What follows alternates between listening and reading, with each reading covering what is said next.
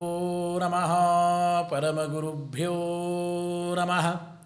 ಶ್ರೀಮದಾನಂದತೀರ್ಥ ಭಗವತ್ಪಾದಾಚಾರ್ಯ ಗುರುಭ್ಯೋ ನಮಃ. ಹರಿ ಓಂ. ಜನ್ಮಾದ್ಯಸ್ಯ ಯತೋನ್ಮಯಾದಿತರತಶ್ಚಾರ್ಥೇಷ್ವಭಿಘ್ನಸ್ವರಾಟ್ ತೇನೇ ಬ್ರಹ್ಮರುದಾಯ ಆದಿಕವಯೇ ಮುಹ್ಯಂತಿ ಯಂ ಸೂರಯಃ ತೇಜೋವಾರಿಮೃದಂ ಯಥಾ ವಿನಿಮಯೋ ಯತ್ರ ತ್ರಿಸರ್ಗೋ ಮೃಷಾ ಧಾಮ್ನಾ ಸ್ವೇನ ಸದಾ ನಿರಸ್ತಕುಹಕಂ ಸತ್ಯಂ ಪರಂ ಧೀಮಹಿ. ಸೃಷ್ಟಿಸ್ಥಿತ್ಯಪ್ಯನೇಹಾ ನಿಯತಿದೃಶಿತಮೋ ಬಂಧಮೋಕ್ಷಾಶ್ಚ ಯಸ್ಮಾತ್ ಅಸ್ಯ ಶ್ರೀ ಬ್ರಹ್ಮರುದ್ರ ಪ್ರಭೃತಿಸುರನರದ್ವಿಷಶತ್ರುತ್ಮಕಸ್ಯ ವಿಷ್ಣೋರವ್ಯಸ್ತಾಃ ಸಮಸ್ತಾಃ ಸಕಲಗುಣನಿಧಿಃ ಸರ್ವದೋಷವ್ಯಪೇತಃ ಪೂರ್ಣಾನಂದೋ ವ್ಯಯೋಜೋ ಗುರುರಪಿ ಪರಮಶ್ಚಿಂತಯೇತಂ ಮಹಂ ತಂ.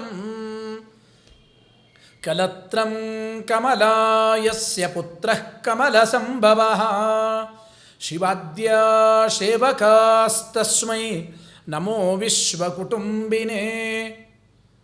ಯೋಂತಃ ಪ್ರವಿಶ್ಯ ಮಮ ವಾಚಮಿಮಂ ಪ್ರಸುಪ್ತಂ ಸಂಜೀವಯತ್ಯಖಿಲಶಕ್ತಿಧರಸ್ವಧಾಮ್ನ ಅನ್ಯಾಂಶ್ಚ ಹಸ್ತಚರಣಶ್ರವಣತ್ವಗಾದಿ ಪ್ರಾಣಾನ್ನಮೋ ಭಗವತೆ ಪುರುಷಾಯ ತುಭ್ಯಂ. ಸತ್ಪ್ರಮೋದಸಮಾರಂಭಾಂ ಟೀಕಾಕೃತ್ಪಾದಮಧ್ಯಮಾಂ ಶ್ರೀಮದಾಚಾರ್ಯಪರ್ಯಂತಾಂ ವಂದೇ ಗುರುಪರಂಪರಾಂ. ಯಹಿರಹಂ ಶುಕವತ್ ಸಮ್ಯಕ್ ಶಿಕ್ಷಿತೋಸ್ಮಿ ಕೃಪಾಲುಭಿಃ ಶ್ರೀಮತ್ಸತ್ಯಾತ್ಮತೀರ್ಥಾರ್ಯಾನ್ ವಂದೇ ವಿದ್ಯಾಗುರೂನ್ ಮಮ. ಆಪಾದಮೌಲಿಪರ್ಯಂತಂ ಗುರುಣಾಮಾಕೃತಿಂ ಸ್ಮರೇತ್ ತೇನ ವಿಘ್ನಾಃ ಪ್ರಣಶ್ಯಂತೆ ಸಿದ್ಧ್ಯಂತಿ ಚ ಮನೋರಥಾಃ. ಪೃಥ್ವೀಮಂಡಲಮಧ್ಯಸ್ಥಾಃ ಪೂರ್ಣಬೋಧಮತಾನುಗಾಃ ವೈಷ್ಣವಾ ವಿಷ್ಣುಹೃದಯಾಃ ತಾನ್ನಮಸ್ಸೇ ಗುರೂನ್ ಮಮ. ಸ್ವಸ್ತ್ಯಸ್ತು ಸತಾಮಖಿಲಸನ್ಮಂಗಲಾನಿ ಭವಂತು. ಸಮ್ಯಕ್ ಶ್ಲೋಕೈಕಶ್ರವಣಪಠನಮಾತ್ರೇಣ ವಕ್ತುಶ್ಚ ಶ್ರೋತॄಣಾಂ ನಿಖಿಲಕಲಿಕೃತಕಲ್ಮಷ ಅಪನೋದನಪಟುತರೆ ಧರ್ಮಾದ್ಯಖಿಲ ಪುರುಷಾರ್ಥಸಾಧನೀಭೂತೆ ಶ್ರೀಮನ್ಮಹಾಭಾಗವತೆ ಅದ್ಯ ಪೂರ್ವಃ ಪ್ರಸಕ್ತ ಕಿಂಚಿತ್ ಪ್ರಮೇಯಾನುವಾದಃ. ಹರಿ ಓಂ. ಶ್ರೀ ಗುರುಭ್ಯೋ ನಮಃ. ಪರಮಪೂಜ್ಯ ಮಹಾಸ್ವಾಮಿಗಳವರನ್ನು ಶ್ರದ್ಧಾಭಕ್ತಿಯಿಂದ ಸ್ಮರಣೆ ಮಾಡುತ್ತಾ ಇವತ್ತಿನ ದಿನ ಪರಮ ಪವಿತ್ರವಾಗಿರತಕ್ಕಂತಹ ಪುಣ್ಯ ದಿವಸ. ಬೆಳಗಿನಿಂದ ನೀವೆಲ್ಲ ಸದ್ಭಕ್ತರು ಕೂಡ ಈಗಾಗಲೇ ಸುಮಾರು 11 ಜನ ವಿದ್ವಾಂಸರಿಂದ 11 ಸ್ಕಂದದ ಶ್ರೀಮದ್ ಭಾಗವತದ ದಿವ್ಯವಾದ ಆ ಭಗವಂತನ ಮಹಿಮೆ ಪ್ರವಚನ ಮಾಲಿಕೆಯನ್ನು ನೀವು ಶ್ರವಣ ಮಾಡಿದ್ದೀರಿ. ಅನೇಕ ವಿದ್ವಾಂಸರ ಮುಖದಿಂದ ಆ ಭಾಗವತವನ್ನು ಶ್ರವಣ ಮಾಡಿದ್ದೀರಿ. ಕೊನೆಯ ಘಟ್ಟ ಶ್ರೀಮದ್ ಭಾಗವತದ ಕೊನೆಯ ಸ್ಕಂದ, 12 ಸ್ಕಂದ, ಆ ಕೃಷ್ಣ ಪರಮಾತ್ಮ ಪರಂಧಾಮ ಪ್ರಯಾಣ ಮಾಡಿದ ವಿಚಾರವನ್ನೆಲ್ಲ ಪರೀಕ್ಷಿನ್ ಮಹಾರಾಜರು ಶುಕಾಚಾರ್ಯರ ಮುಖಾಂತರ ಕೇಳಿ ಮುಂದೆ ಪ್ರಶ್ನೆ ಮಾಡ್ತಾ ಇದ್ದಾರೆ. ಮೊದಲನೇದಾಗಿ ಪರಮ ಪೂಜ್ಯ ಮಹಾಸ್ವಾಮಿಗಳವರ ಪೂರ್ಣಾನುಗ್ರಹದಿಂದ ನೋಡಿ ಇವತ್ತು ಇಡೀ ಭಾರತದಾದ್ಯಂತ ನಾವೆಲ್ಲ ಸದ್ಭಕ್ತರು ಮನೆಯಲ್ಲೇ ಕುಳಿತುಕೊಂಡು ಆ ಭಾಗವತವನ್ನು ಶ್ರವಣ ಮಾಡಿದ್ದೇವೆ ಅಂದರೆ ಇದಕ್ಕಿಂತ ಪುಣ್ಯ ಸಾಧನೆ ಇನ್ನೇನು ಬೇಕು. ಅಹೋ ಭಾಗ್ಯಂ ಅಹೋ ಭಾಗ್ಯಂ ಆತ್ಮತೀರ್ಥಾನುಯಾಯಿನಃ ಅಂತ ನಾವು ಅಂದುಕೊಳ್ಳಬಹುದು. ಅಹೋ ಭಾಗ್ಯಂ ಅಹೋ ಭಾಗ್ಯಂ ಮಧ್ವ ಮಾರ್ಗಾನುವರ್ತಿನಃ ಅಂತ ವಾದಿರಾಜ ಪ್ರಭುಗಳು ಹೇಳಿದಾಗೆ ಅಹೋ ಭಾಗ್ಯಂ ಅಹೋ ಭಾಗ್ಯಂ ಆತ್ಮತೀರ್ಥಾನುವರ್ತಿನಃ ಅಂತ ನಾವು ಹೆಮ್ಮೆಯಿಂದ ಹೇಳಿಕೊಳ್ಳಬಹುದು ಅಂತ ನಾವು ಚಿಂತನೆ ಮಾಡಬೇಕು. ಮನೆಯಲ್ಲಿ ಕುಳಿತಲ್ಲೇನೆ ಏಕಕಾಲಕ್ಕೆ 12 ಜನ ವಿದ್ವಾಂಸರಿಂದ ಸಮಸ್ತವಾದ ಭಾಗವತವನ್ನು 12 ಸ್ಕಂದದ ಭಾಗವತ ಪ್ರವಚನ ಕೇಳುವ ಒಂದು ದೊಡ್ಡ ಸೌಭಾಗ್ಯ ಒದಗಿಸಿದ ಮಹಾನುಭಾವರಾದ ನಮ್ಮೆಲ್ಲರ ಕುಲಗುರುಗಳಾದ ಸತ್ಯಾತ್ಮತೀರ್ಥ ಶ್ರೀಪಾದಂಗಳವರ ಅಡಿದಾವರೆಗಳಲ್ಲಿ ಇನ್ನೊಮ್ಮೆ ಅನಂತ ಭಕ್ತಿ ಶ್ರದ್ಧಾಪೂರ್ವಕವಾದ ದೀರ್ಘದಂಡ ಪ್ರಣಾಮಗಳನ್ನು ಸಮರ್ಪಣೆ ಮಾಡ್ತಾ 12 ಸ್ಕಂದದ ಕೆಲವು ವಿಚಾರವನ್ನು ನಾವು ತಿಳಿಯುವ ಪ್ರಯತ್ನವನ್ನು ಮಾಡೋಣ. ಮೊದಲನೇದಾಗಿ ಕೃಷ್ಣ ಪರಮಾತ್ಮ ಪರಂಧಾಮ ಪ್ರಯಾಣ ಮಾಡಿದ ಮೇಲೆ ಈ ಭೂಮಿಯನ್ನು ಆಳಿರತಕ್ಕಂತಹ ರಾಜರು ಯಾರ್ಯಾರು ಎಂಬ ವಿಚಾರವನ್ನು ಪರೀಕ್ಷಿತ ರಾಜರು ಶುಕಾಚಾರ್ಯರಿಗೆ ಪ್ರಶ್ನೆ ಮಾಡುತ್ತಾ, ಜೊತೆಗೆ ಈ ಒಂದು ಕಲಿಯುಗದ ಪ್ರಭಾವ ನಿಮಿತ್ತಕವಾಗಿ ಕಲಿಪ್ರಾಬಲ್ಯದಿಂದ ಯಾವ ರೀತಿ ಈ ಕಾಲ ಅವನತಿಯ ಅಂಚಿನಲ್ಲಿ ಹೋಗ್ತಾ ಇದೆ ಎಂಬ ವಿಚಾರವನ್ನು ನೋಡಿ. ಈ ವಿಚಾರ ಸುಮಾರು ಬಹಳ ಕಡೆ ಹೇಳಿಲ್ಲ, ಇಲ್ಲಿ ಮಾತ್ರ ವಿಶೇಷವಾಗಿ ಹೇಳ್ತಾ ಇದ್ದಾರೆ. ಕಲಿಪ್ರಾಬಲ್ಯದ ಪ್ರಭಾವ ಏನು, ಯಾವ ರೀತಿ ಕಲಿಯುಗ ಹಾಳಾಗಿ ಹೋಗ್ತಾ ಇದೆ ಮುಂದೆ. ಭಾಗವತಕಾರರು ಅವತ್ತೇ ಹೇಳಿದ್ದಾರೆ, ಮಹಾಭಾರತ ನಡೆಯುವ ಮುಂಚೆ ಮಹಾಭಾರತವನ್ನು ಬರೆದ ಸರ್ವಜ್ಞ ಮೂರ್ತಿ ಸಾಕ್ಷಾತ್ ಭಗವದ್ ಅವತಾರಿಗಳು ವೇದವ್ಯಾಸ ದೇವರು. ಈ ಶ್ರೀಮದ್ ದಿವ್ಯವಾಗಿರತಕ್ಕಂಥ ಭಾಗವತದಲ್ಲಿಯೂ ಕೂಡ ಕಲಿಯುಗ ಯಾವ ರೀತಿ ಹಾಳಾಗಿ ಹೋಗುತ್ತದೆ ಎಂಬ ವಿಚಾರವನ್ನು ಅವತ್ತೇ ಹೇಳಿಕೊಟ್ಟಿದ್ದಾರೆ. ಈಗ ಕಲಿಯುಗ ಪ್ರಾರಂಭವಾಗಿ ನಾವು ಪಂಚಾಂಗ ಶ್ರವಣದಲ್ಲಿ ಕೇಳುವಂತೆ 5,000 ಕೆಲವು ಚಿಲ್ಲರೆ ವರ್ಷಗಳಾಯಿತು ಅಷ್ಟೇ. ಆದರೆ ಕಲಿಯುಗದ ಒಂದು ಪ್ರಭಾವ, ಕಲಿಪ್ರಾಬಲ್ಯದ ಪ್ರಭಾವ ಇನ್ನೂ ಪೂರ್ಣ ಮಟ್ಟದಲ್ಲಿ ಆಗಿಲ್ಲ. ಕಲಿಯುಗದ ಒಂದು ಪ್ರಭಾವ, ಕಲಿಪ್ರಭಾವದ ಒಂದು ಕಾರ್ಯ ಹೆಚ್ಚಿನ ಮಟ್ಟದಲ್ಲಿ ಇನ್ನೂ ನಡೆಯೋದು ಮುಂದಿದೆ. ವಿಷ್ಣು ತತ್ವ ನಿರ್ಣಯ ಟೀಕೆಯಲ್ಲಿ ಮೊದಲು, ಜೊತೆಗೆ ತತ್ವೋದ್ಯೋತ ಟೀಕೆಯಲ್ಲಿಯೂ ಕೂಡ ಅಲ್ಲಿ ಹೇಳುವಾಗ ಒಂದು ಮಾತು ಬರುತ್ತದೆ. ವಿಷ್ಣು ತತ್ವ ನಿರ್ಣಯ ಟೀಕೆಯಲ್ಲಿ ಟೀಕಾರಾಯರಂತಾರೆ, ಪರಸ್ಪರ ಹಿಂಸಾದಿನ ಅಪಕಾರಸ್ಸೈವ ಪ್ರಾಪ್ತೇ ಅಂತ ಆಚಾರ್ಯರು ತತ್ವನಿರ್ಣಯ ಟೀಕೆಯಲ್ಲಿ ಹೇಳಿದಾಗ, ಚಾರ್ವಾಕರ ಖಂಡನೆ ಮಾಡುವಾಗ, ಧರ್ಮವೇ ಇಲ್ಲ ಅಂದರೆ ಜನರಿಗೆ ಧರ್ಮ ಬುದ್ಧಿ ಇಲ್ಲ, ಪಾಪ ಭೀತಿ ಇಲ್ಲ ಅಂದರೆ ಪರಸ್ಪರ ಹಿಂಸಾನೇ ಜಗತ್ತಿನಲ್ಲಿ ಪ್ರವೃತ್ತವಾಗುತ್ತದೆ ಅಂತ ಆಚಾರ್ಯ ಅಂದ್ರೆ ಅವರು ಕೇಳಿದರು. ಇಷ್ಟು ಘೋರವಾದ ಹಿಂಸೆ ಅಷ್ಟೇನು ಜಗತ್ತಿನಲ್ಲಿ ಕಂಡಿಲ್ಲಲ್ಲ ಅಂತಂದರೆ ಟೀಕಾರಾಯರು ಕೊಟ್ಟ ಉತ್ತರ ಟೀಕೆಯಲ್ಲಿ ಆಸ್ತಿಕ ದರ್ಶನಾನಾಂ ಅನುನ್ಮೂಲಿತತ್ವಾತ್ ಎಂಬ ಒಂದು ಮಾತು ಹೇಳಿದ್ದಾರೆ ನೋಡಿ. ಆ ಮಾತನ್ನು ಇಲ್ಲಿ ನಾವು ಗಮನಿಸಬೇಕು. ದೇವರಿದ್ದಾನೆ, ಧರ್ಮ ಇದೆ, ಶಾಸ್ತ್ರ ಇದೆ, ಬ್ರಾಹ್ಮಣರು ಒಂದು ಸದ್ಬುದ್ಧಿ, ಇವುಗಳೆಲ್ಲ ಆಸ್ತಿ ಇವೆ ಎಂಬ ಬುದ್ಧಿ, ಅಸ್ತಿತ್ವ ಬುದ್ಧಿ ಸತ್ಶಾಸ್ತ್ರಗಳಿಂದ ಇನ್ನೂ ಜನರ ಮನಸ್ಸಿನಲ್ಲಿ ಇದ್ದಿದ್ದರಿಂದ, ಅಂದರೆ ಸತ್ಶಾಸ್ತ್ರಗಳು ಇನ್ನೂ ಉಳಿದುಕೊಂಡಿದ್ದರಿಂದ ಜನರಲ್ಲಿ ಪಾಪಭೀತಿಯಿಂದ ಅಷ್ಟು ಹಿಂಸೆ ಆಗಿಲ್ಲ ಎಂಬ ಮಾತನ್ನು ಹೇಳ್ತಾರೆ. ಇನ್ನು ಮುಂದೆ ಕಲಿಯುಗದ ಪ್ರಭಾವ ಆಸ್ತಿಕ ದರ್ಶನಗಳ ಮೇಲೂ ಕೂಡ ಯಾವುದೇ ವಿಧವಾಗಿರತಕ್ಕಂಥ ವಿಶ್ವಾಸ ಶ್ರದ್ಧೆ ಇಲ್ಲದೇನೆ ಯಾವ ರೀತಿ ಮುಂದೆ ಕಲಿಯುಗ ಹಾಳಾಗಿ ಹೋಗುತ್ತದೆ ಸರ್ವಜ್ಞ ಮೂರ್ತಿಗಳಾದ ವೇದವ್ಯಾಸರು ಅಂದೇ ನಮಗೆ ತಿಳಿಸಿ ಹೇಳಿದ್ದಾರೆ. ನೋಡಿ, ವಿಚಾರ ತಿಳಿದುಕೊಳ್ಳೋಣ ಮಾತ್ರ. ಈಗ ಹೇಗಿದೆ, ಮುಂದೆ ಹೇಗಿರುತ್ತದೆ, ಎಷ್ಟು ನಿಷ್ಠುರವಾಗಿ ಶಾಸ್ತ್ರಕಾರ ಹೇಳ್ತಾರೆ ಅಂತ ನಾವು ಆಕ್ಷೇಪ ಮಾಡೋದು ಬೇಡ. ಆದರೆ ಪ್ರಾಮಾಣಿಕವಾಗಿ ಮುಂದಿನ ಕಲಿಯುಗದ ಪ್ರಭಾವ ಏನು ಅದನ್ನು ವೇದವ್ಯಾಸರು ತಿಳಿಸಿಕೊಡ್ತಾ ಇದ್ದಾರೆ. ಪ್ರಯತ್ನಪೂರ್ವಕವಾಗಿ ನಾವು ಧರ್ಮ ಮಾರ್ಗದಲ್ಲಿ ಇರೋದಕ್ಕೆ ಪ್ರಯತ್ನ ಮಾಡಬೇಕು. ಆ ಭಗವಂತನ ಹರಿವಾಯು ಗುರುಗಳ ಅನುಗ್ರಹದಿಂದ ವಿಶೇಷವಾಗಿ ನಾವು ಧರ್ಮ ಮಾರ್ಗದಲ್ಲಿ ಇರಬೇಕು ಅಂತ ನಾವು ಈ ಮುಂದಿನ ಮಾತುಗಳನ್ನು ಕೇಳಬೇಕು. ಎಚ್ಚರಿಕೆಯಿಂದ ಭಾಗವತದ 12ನೇ ಸ್ಕಂದವನ್ನು ನಾವು ಕೇಳಬೇಕು. ಹೇಳ್ತಾರೆ ವೇದವ್ಯಾಸರು ಯಾವ ರೀತಿ ಕಲಿಯುಗದ ಪ್ರಭಾವ ಹೇಗಿದೆ ಮುಂದೆ. ವಿತ್ತಮೇವ ಕಲವು ನೃಣಾಂ ಜನ್ಮಾಚಾರ ಗುಣಾದಯ ಧರ್ಮನ್ಯಾಯ ವ್ಯವಸ್ಥಾಯ ಕಾರಣಂ ಬಲಮೇವ ಹಿ. ನೋಡಿ, ಧನವಂದೇ ಕುಲದ ಆಚಾರ ವಿಚಾರ ಸದ್ಗುಣಗಳನ್ನು ಅಳೆಯತಕ್ಕಂಥ ಮಾನದಂಡ ಅಂದರೆ ದುಡ್ಡು ದುಡ್ಡು ದುಡ್ಡು ದುಡ್ಡು ದುಡ್ಡೇ ದೊಡ್ಡಪ್ಪ ಅಂತ ಹೇಳ್ತೇವೋ ಇಲ್ಲೋ. ವಿತ್ತಮೇವ ಕಲಂ ನೃಣಾಂ ಜನ್ಮಾಚಾರ ಗುಣಾದಯ. ಈ ವ್ಯಕ್ತಿ ಒಳ್ಳೆ ಕುಲದವನು, ಒಳ್ಳೆ ಆಚಾರವಂತ, ಒಳ್ಳೆ ಸದ್ಗುಣವುಳ್ಳವಳು. ಯಾಕೆ? ಇವ್ರ ಹತ್ರ ದುಡ್ಡಿದೆ ರೀ. ದುಡ್ಡೇ ಒಂದು ದೊಡ್ಡ ಮಾನದಂಡ ಜನ್ಮ ಆಚಾರ ವಿಚಾರಗಳಿಗೆ.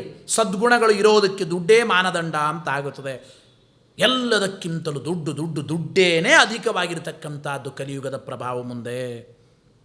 ದುಡ್ಡಿದ್ರೆ ಮುಗಿದೋಯ್ತು.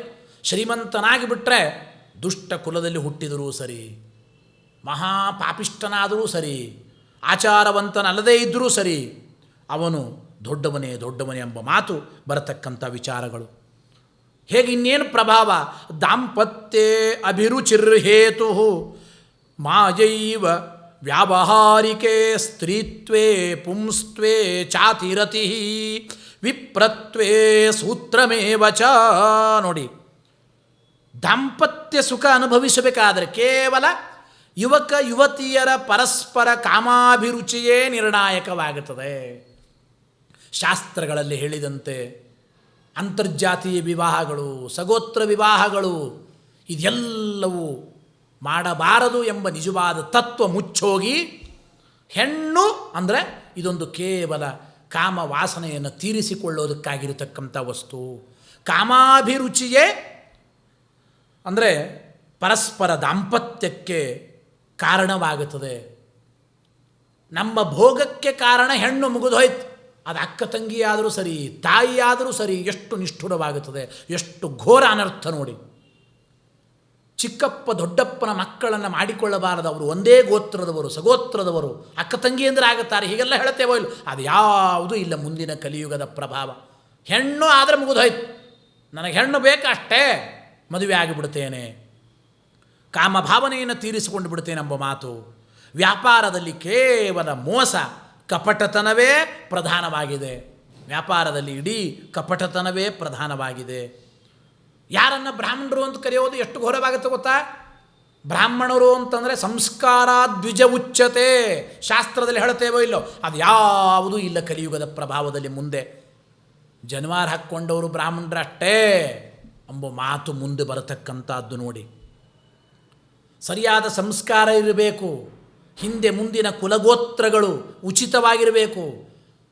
ಹಿಂದಿನ ಕುಲದಲ್ಲಿ ಹುಟ್ಟಿರತಕ್ಕಂಥ ನಮ್ಮ ಹಿಂದಿನ ಪ್ರಾಚೀನರಿಗೆಲ್ಲ ಸರಿಯಾದ ಸಂಸ್ಕಾರ ಆಗಿರಬೇಕು. ಮಕ್ಕಳು ಮೊಮ್ಮಕ್ಕಳಿಗೆ ಸರಿಯಾದ ಸಂಸ್ಕಾರ ಆಗಬೇಕು. ಬ್ರಾಹ್ಮಣ್ಯವನ್ನು ಕಾಪಾಡಬೇಕು. ಅದು ಯಾವುದೂ ಇಲ್ಲ. ಶಾಸ್ತ್ರ ಎಷ್ಟು ನಿಷ್ಠುರವಾಗಿದೆ ಗೊತ್ತಾ? ಮಾಸೇನ ಶೂದ್ರೋ ಭವತಿ ಬ್ರಾಹ್ಮಣೋ ರಸವಿಕ್ರಿಯಾತ್. 1 ತಿಂಗಳು ಬ್ರಾಹ್ಮಣನಾದವನು ದ್ರವ ಪದಾರ್ಥ ಮಾರಿಬಿಟ್ರೆ ಕೃಷ್ಣಾರ್ಪಣ, ಬ್ರಾಹ್ಮಣ್ಯ ಹಾಳಾಗಿ ಹೋಯಿತು, ನಾಶವಾಗಿ ಹೋಯಿತು. ಜಾತಿನೂ ನಾಶವಾಗುತ್ತದೆ, ಶಾಸ್ತ್ರದಲ್ಲಿ ಹೇಳಿದ್ದಾರೆ. ಆದರೆ ಕಲಿಯುಗದ ಪ್ರಭಾವ, ಯಜ್ಞೋಪವೀತ ಜನವಾರ ಇದ್ರೆ ಮುಗಿದು ಹೋಯ್ತರೆ ಅವನು ಬ್ರಾಹ್ಮಣ ಎಂಬ ಪರಿಸ್ಥಿತಿ ಮುಂದೆ ಬರುತ್ತದೆ. ಭಾರೀ ಬಾಯಿ ಬೆಡಕ, ವಾಚಾಳಿ, ಎಲ್ಲರ ಬಾಯಿ ಮುಚ್ಚಿಸಿಬಿಡ್ತಾನೆ, ಪಟ ಪಟ ಪಟ ಮಾತಾಡ್ತಾನೆ. ಬಾಯಿ ಬಡಕ, ವಾಚಾಲಿಯೇ ದೊಡ್ಡ ಪಂಡಿತ ಅಂತ ಅನಿಸಿಬಿಡ್ತಾನೆ ಕಲಿಯುಗದ ಪ್ರಭಾವದಿಂದ. ಉತ್ತಮವಾಗಿರತಕ್ಕಂಥ ಶಾಸ್ತ್ರಜ್ಞಾನ ಬರಬೇಕಾಗಿಲ್ಲ. ಅವನು ಪಂಡಿತ ಅಂತ ಅನ್ನಬೇಕಾದ್ರೆ ಉತ್ತಮವಾದ ಶಾಸ್ತ್ರಜ್ಞಾನ, ತತ್ವಜ್ಞಾನ, ಅಧ್ಯಯನ, ಪಾಠ, ಪ್ರವಚನ, ಸಾಧನೆ ಯಾವುದು ಬೇಕಾಗಿಲ್ಲ. ಬಾಯಿ ಮಾತಾಡ್ಲಿಕ್ಕೆ ಬರ್ತದಲ್ಲ, ಅವ್ರಿಗಿಂತ ದೊಡ್ಡ ಪಂಡಿತರು ಯಾರು? ಇಂತಹ ಪರಿಸ್ಥಿತಿ ಬರುತ್ತದೆ ಅಂತ ಹೇಳ್ತಾ ಇದ್ದ ನೋಡಿ.